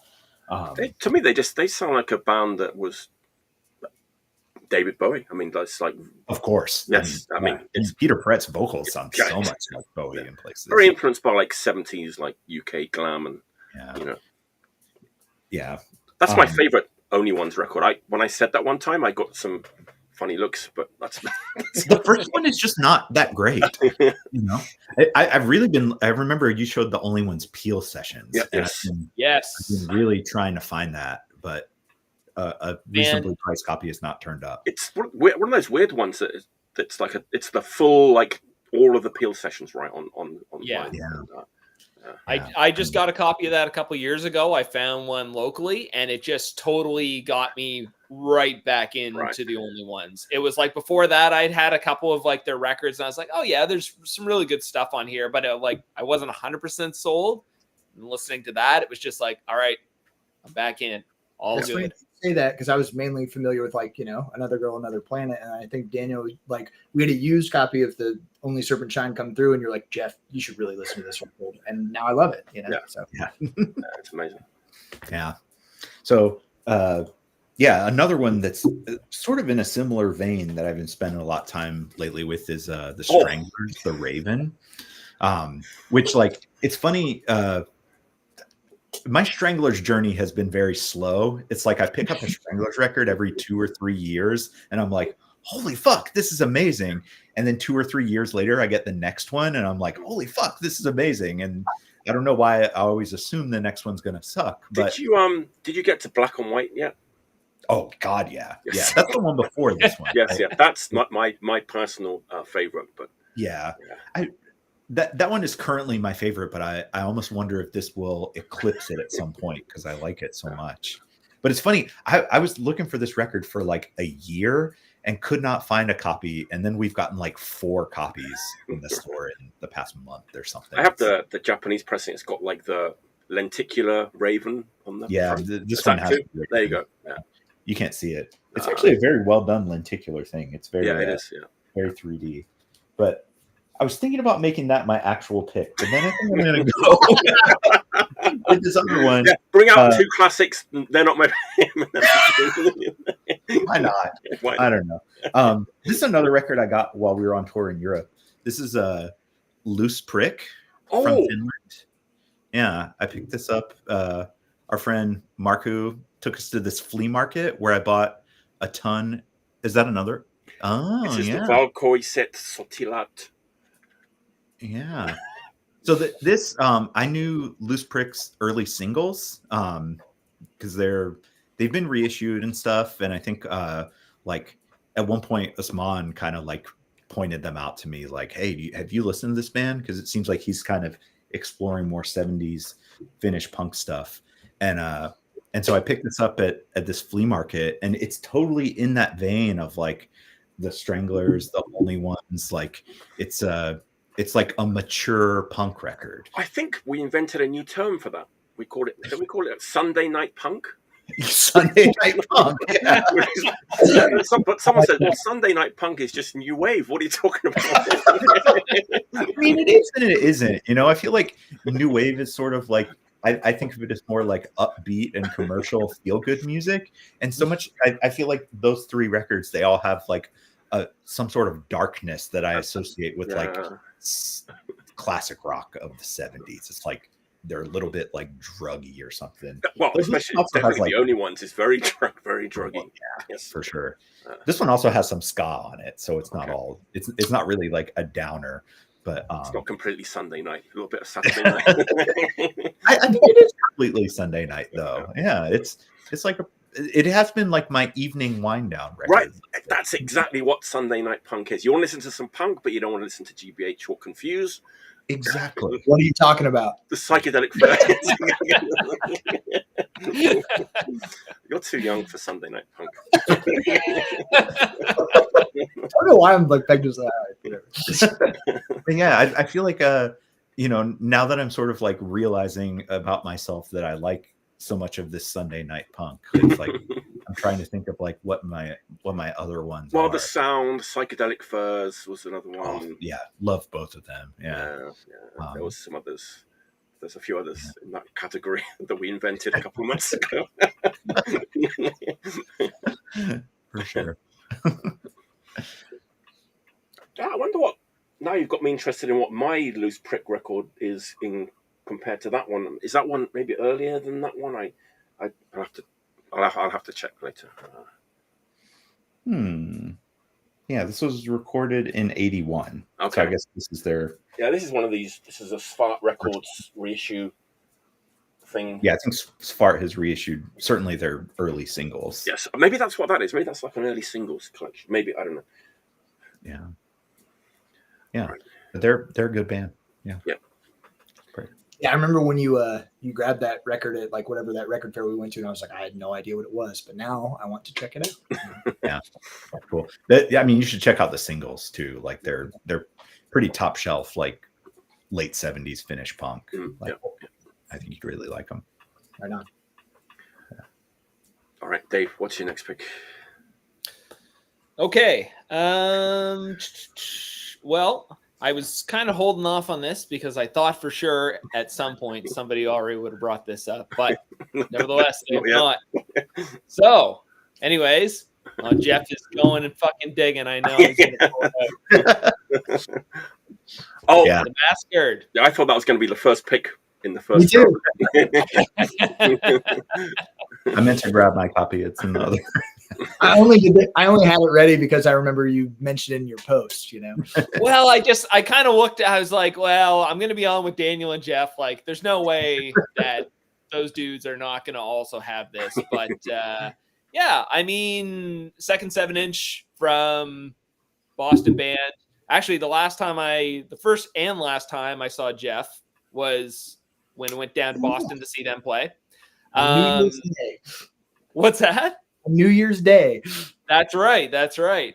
And this band is fucking great. Their first 7-inch, like I played it a lot. This is just as good, if not better. 6 songs on there. I mean, it's definitely got that, UK 82 kind of sound to it, but it's not like a UK 82 like band per se. Like they've got some like Scandinavian and like, even like some Finnish, like some Radis types, like influences in there. Like, I don't know. I got this last week, and I think like the first day that I had it, I played it probably like 4 times in a row. It was just like, I don't know what it is. It's just like, this is kind of what I want out of a hardcore punk record these days.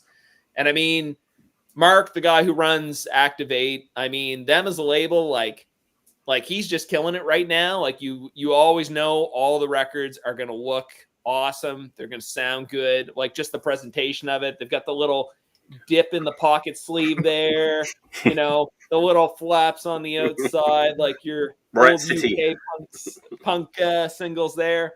But yeah, I mean, great band. I was kind of surprised to see that, they already got an LP that's supposed to be coming out in the fall. Ooh. So well, you know what's funny?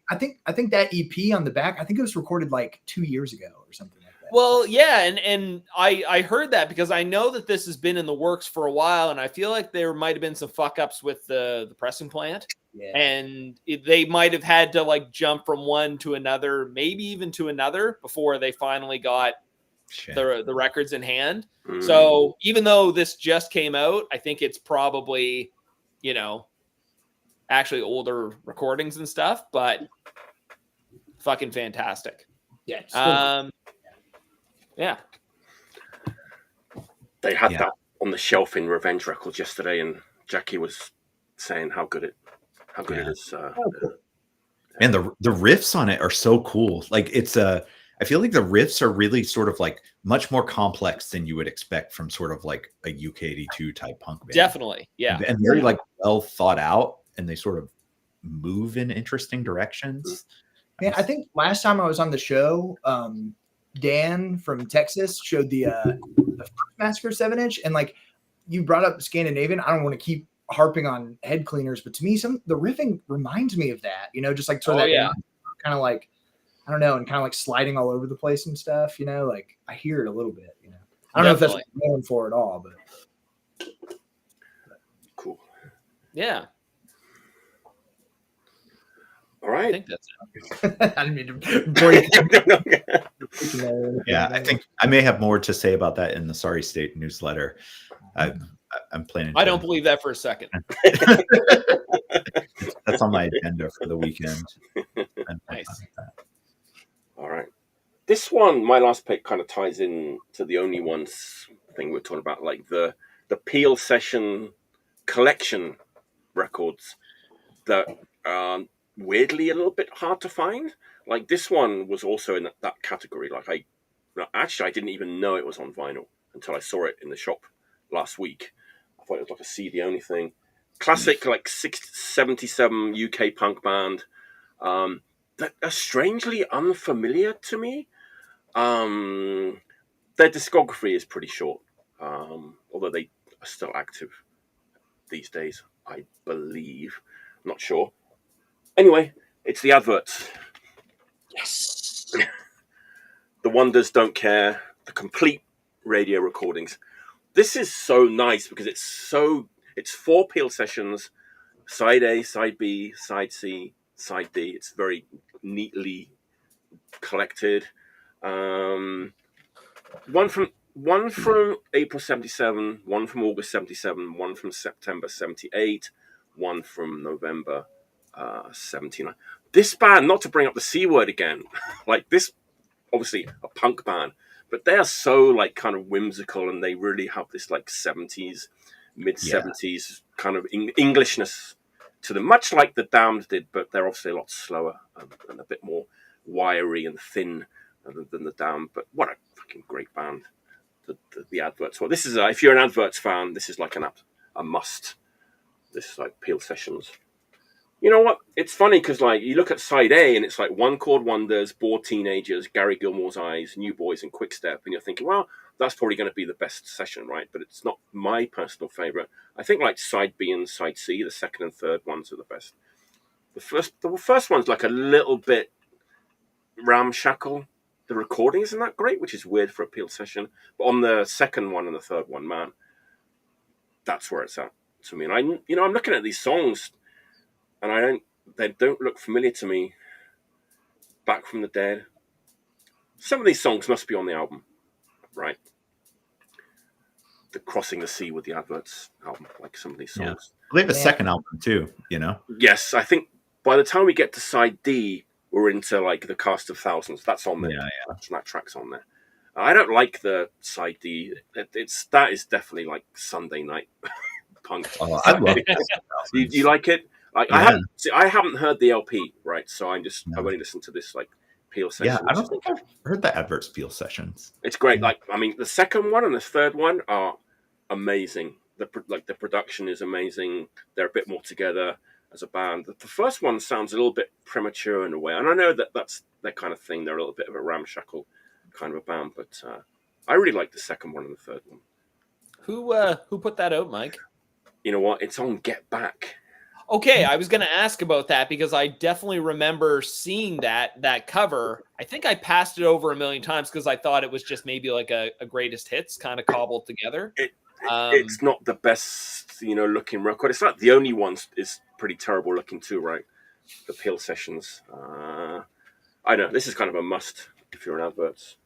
Oh yeah, I think the first one only was released as the classic standalone gold cover. Yeah. Strange Fruit BBC. Yeah. And this is but these four together, it's nice. Have you seen that new Adverts thing that came out that's like the rehearsal tape? I've seen it. I haven't heard it though. Yeah, me neither. I'm very curious, but I imagine it's probably the more ramshackle version of yes. Yeah. I was expecting to kind of go into it with that being my favorite, but definitely the second session and the third sessions are my favorites. But man, great fucking songs. TV Smith. Oh yeah, yeah. Gay Advert. It's funny they only have they have two pictures of TV Smith and one picture of Gay Advert on the back. Who else is in this band? Don't know.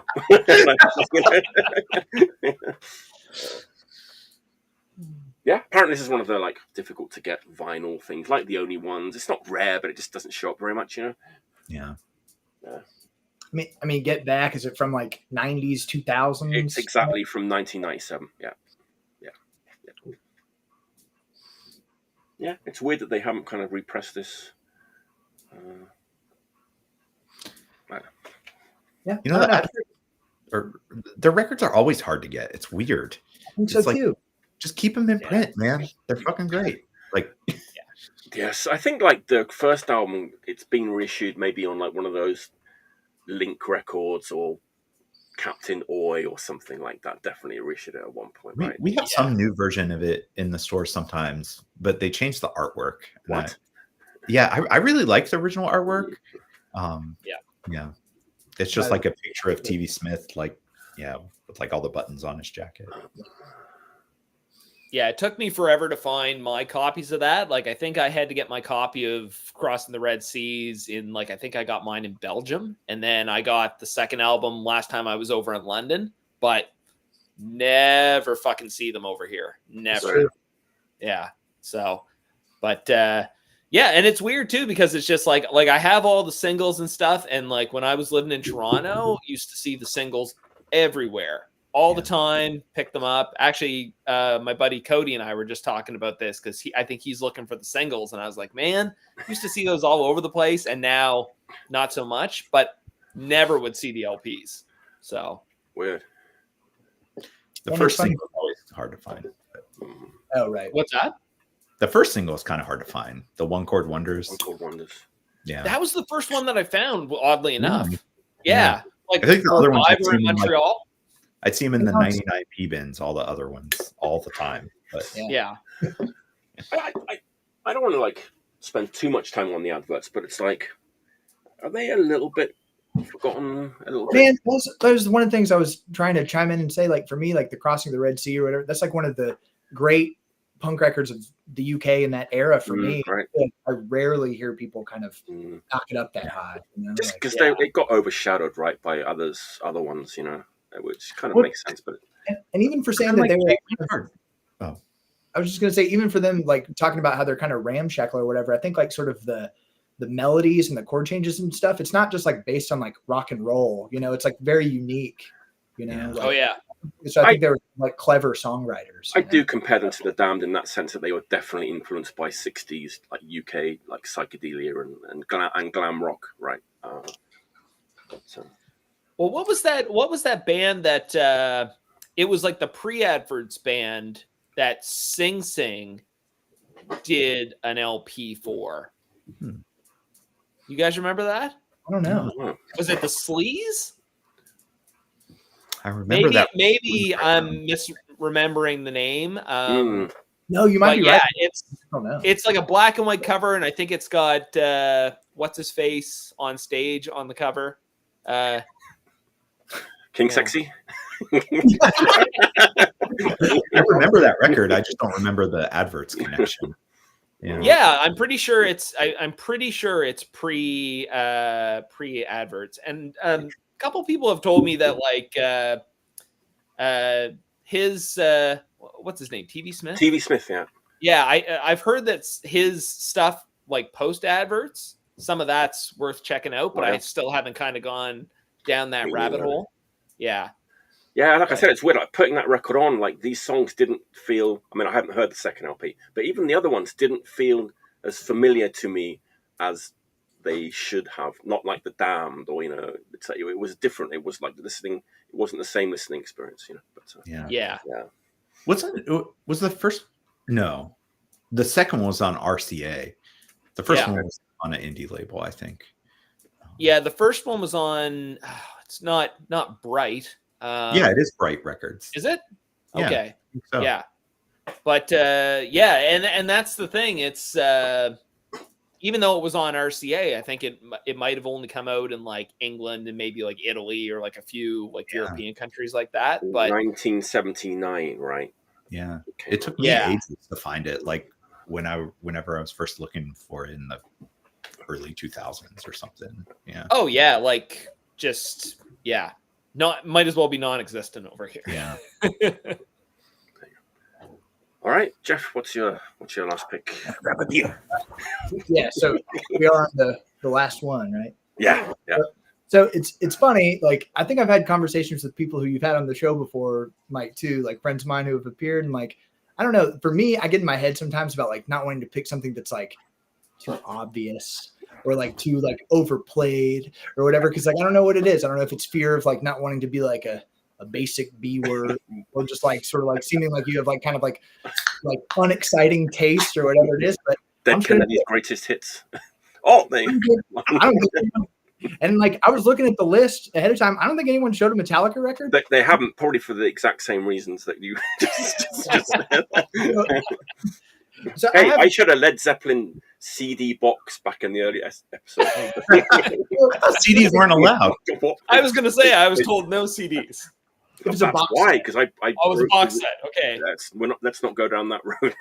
Okay. I mean, I do have a story kind of connected to it too, but like I think for all sort of like punk and extreme music related fans, like people would say like probably like what I hear all the time is like first 4 records before the Black Album, and you know what, they're right. But like the thing is, like I know some people who don't even like Injustice for All, which I guess I kind of understand. It's like sort of like so like it's like a bad production, like the songs maybe are a little more bloated than the other records or whatever. No Cliff Burton. But when I was like a 14-year-old kid and sort of like getting into punk and hardcore and stuff, like you could say that the writing gets more sophisticated on Ride the Lightning and Puppets, and those are their masterful classic records. But for me, the rawness and intensity of this, just like I don't know, I still listen to it and it takes me right back to being the 14-year-old dirtbag kid who was like listening to this at the same time as I was getting into Minor Threat or whatever, But so like the story is me and Daniel, like we were on tour in Scandinavia with our band Scarecrow, and like it was kind of funny because I think Metallica is on tour like right now, like maybe still, or like they definitely just were or whatever. And it was funny because like every time we'd get to a new city on our tour, like whether it was in Norway or Finland or wherever, it's sort of like we'd find out it's like, oh, Metallica's here the same night as us. Not that there would be any competition between the gigs or slight crossover. Yeah, exactly. I remember us taking a ferry back from Finland when we were heading back to Sweden, and there were just like tons of people on the ferry who had like brand new Metallica tour t-shirts on and clearly had just like been to the gig, and it's just like, I don't know, it's super funny. But when we were in southern Sweden and sort of I hope I'm saying this, the Ljungby area, like we were kind of like coming up, and surprised to me while we were on the highway, like someone in the band says like, oh, we're really close to Cliff Burton's memorial. So we ended up going there and seeing it. It's like, kind of close to where the bus accident happened in 86 or whatever. And, it was close to midsummer in Sweden. So like we got out and like there were a couple Metallica fans like already there checking out the memorial site or whatever. But we had our like sort of like herbal sort of like Swedish liqueurs and like kind of did one for Cliff kind of thing. And it was like kind of like actually like, like not to sound corny or whatever, but I actually got kind of emotional like seeing it in person and everything. Mm-hmm. And then so we got back in the van and quietly to myself on my phone, I listened to Anesthesia Pulling Teeth, you know, and I kind of almost had to like reiterate to myself, it's like, wow, this is like amazing. You know, sort of like, number one, it's their first album and there's a bass solo on it, but also sort of like their performance, how sort of like unique and exuberant and sort of, I don't know, like, you know, there's not a lot of bass players out there now that sound like that or whatever. So I had a nice little moment to myself sort of thinking about Cliff. And then when I got home from our European or Scandinavian tour, I threw on Kill 'Em All and just raged, man, you know? So, yeah. So I picked Kill 'Em All as my close out for the night, you know?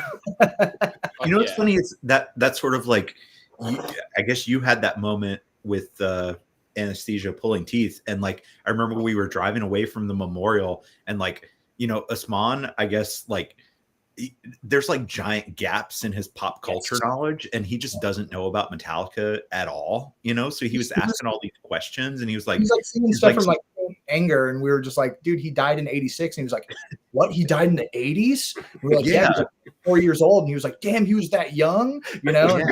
And so he was like, oh, and they kept going, and I was like, yeah, they replaced him like immediately, and like, and then I was just kind of telling him about the whole story, and I'd never really thought about how like they went so the opposite direction with Jason Newsted, and like how Cliff was like such a like, I mean, how many bass players have that much personality, you know? Such like, a different like with the fucking like the denim belt flares, the bell bottoms, just real no frills, you know, like double denim. Double denim and a lot of heart, you know. Yeah. Have you seen the YouTube videos with his dad and stuff? Mm-mm.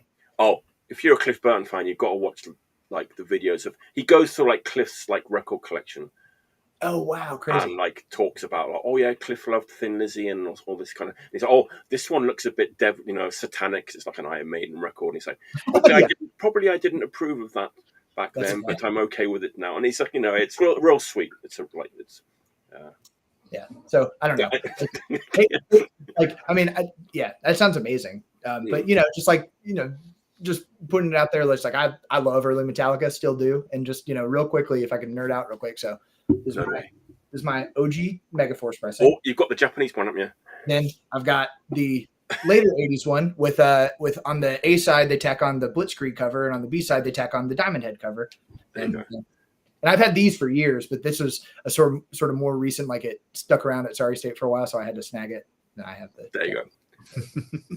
Nice. Those things are getting really expensive now, like the that was kind of pricey when we had it too, you know. I was going to say something real quick. Like, I don't know if you guys follow some of those like Japanese hardcore like pages on Instagram.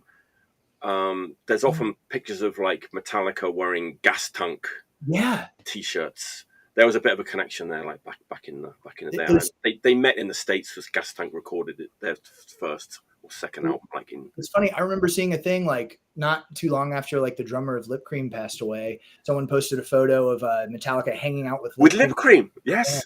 Yeah. Super cool. Yeah. Very cool. All right, Daniel, what's your last pick? All right. I have a choice for my last one.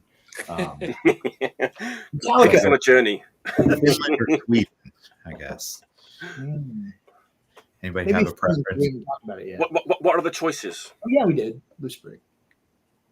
What are the choices of the records? No. Like I thought you had like. Do you want to go this way? You want to go that way? Oh, like, Finland or Sweden? Oh, Finland. Sorry, Finland or Sweden?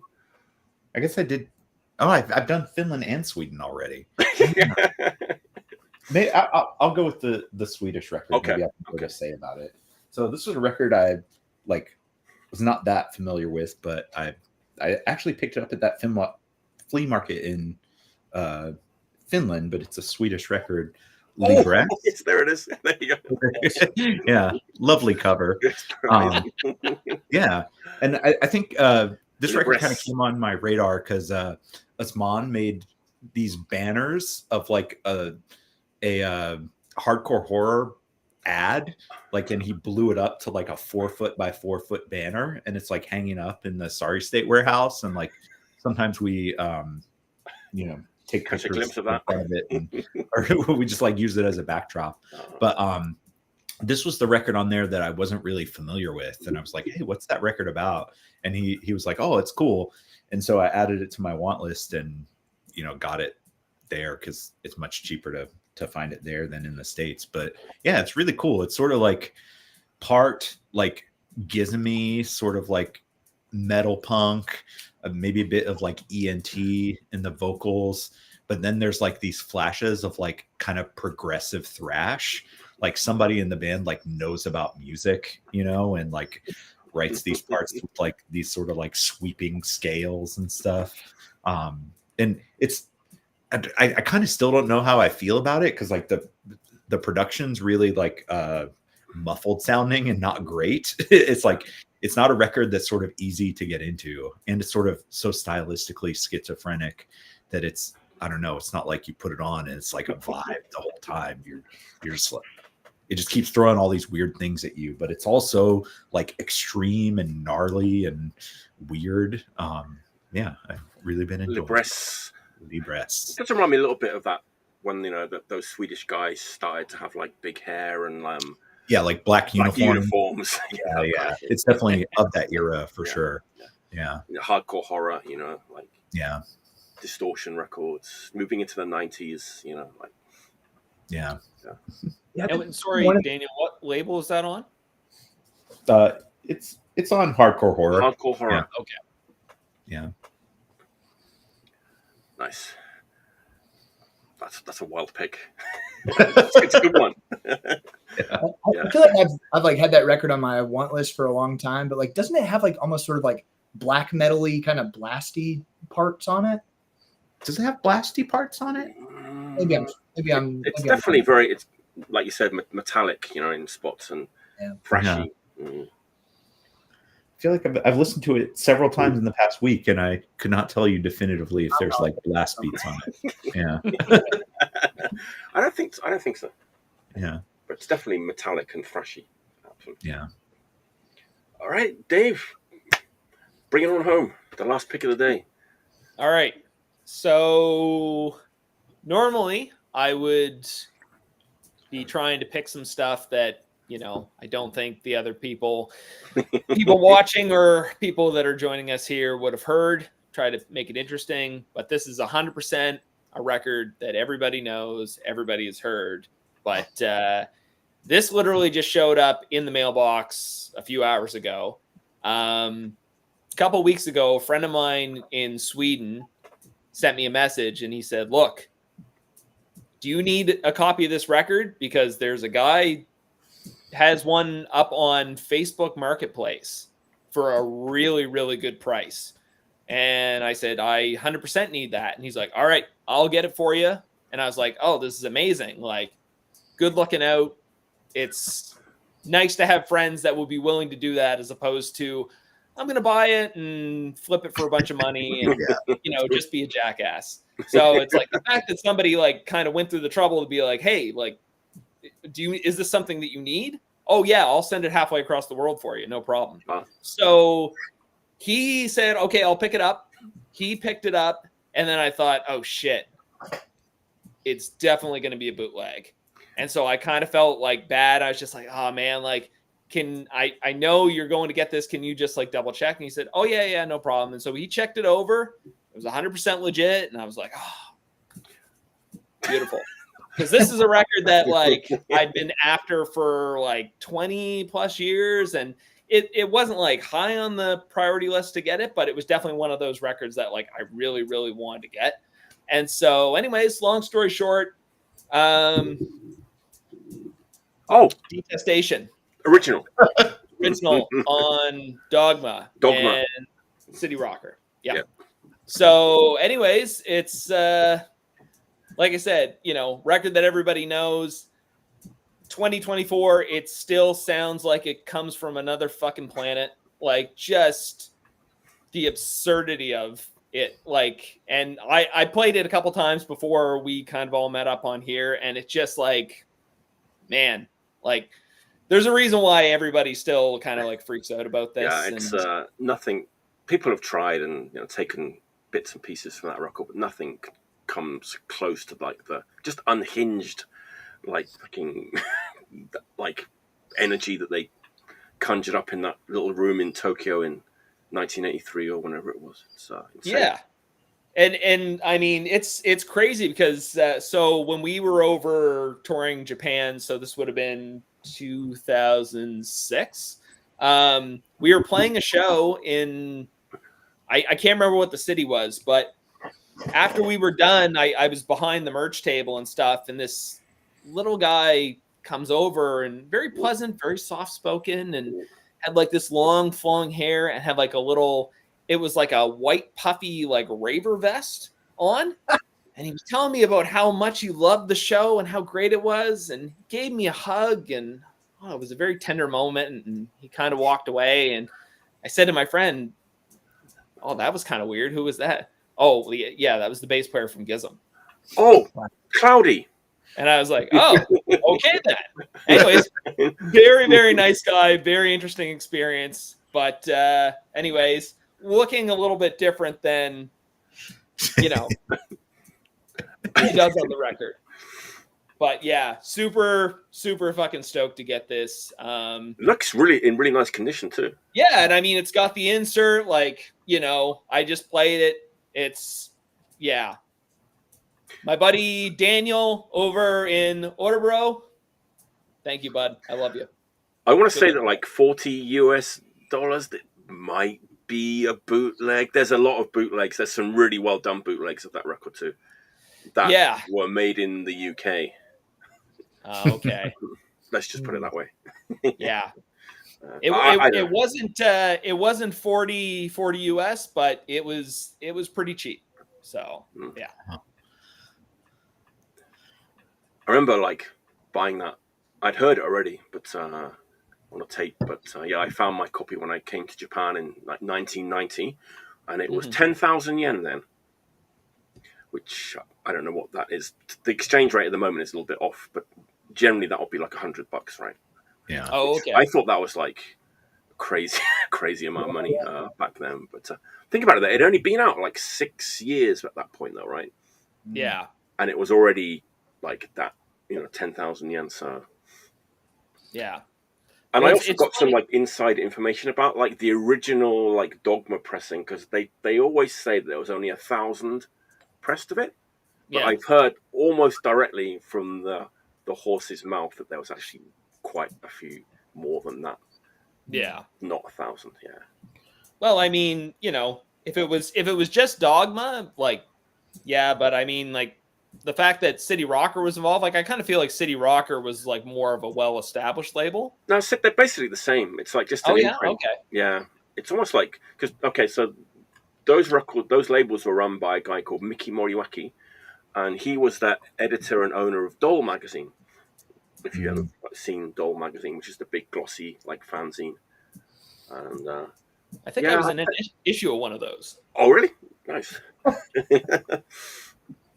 Yeah, I'm not really sure like what the exact difference between Dogma, but it's basically the same. It's the same label, just yeah. Cool. Hey, congrats, man! I don't have one of those still. Oh, thank you. Yeah. Well, like I said, it's one of those records. Like, I wasn't like it wasn't high of the want list, but it was just like I definitely need a copy of this at some point. Sure.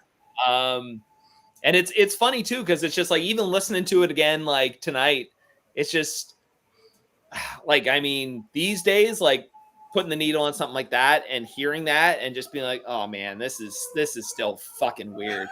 I can't imagine like back then what it was like to like it's when you talk to people that put on the Peace comp. Yeah. And they get to the Gizm track and they're just like what the fuck is this? Right. That was the first place that we heard Gizm like back then on the Peace comp, and we couldn't Japan? Like, what's going on?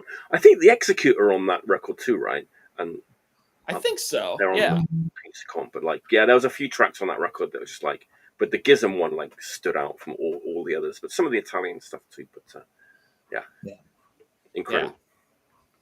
You can always get the Relapse reissue. Oh, I got that somewhere too. I got all the pins and all that nonsense. All right, I guess that's the end of the road, the end of our journey this evening. Good one. That moment. Let me just announce next week's show. It's going to be a good one. Al from the Pist, Andy Lefton from the FOTK, and Eric Good, who was in the chat from Al's Rotten Caustic Christ, coming on the show next Friday, July 19th, 10 p.m. Eastern. What time is that in Newfoundland, Dave? 10 p.m. That'd be 11:30. 11:30. 11:30 Newfoundland that's only time. 11 o'clock here in Nova Scotia. 11 o'clock Nova Scotia. 11:30 Newfoundland. 10 p.m. Eastern next Friday. See you in the chat. Thanks for tuning in. Thanks for watching. We're probably going to have a couple of more beers and a bit more chat after I press the stop button.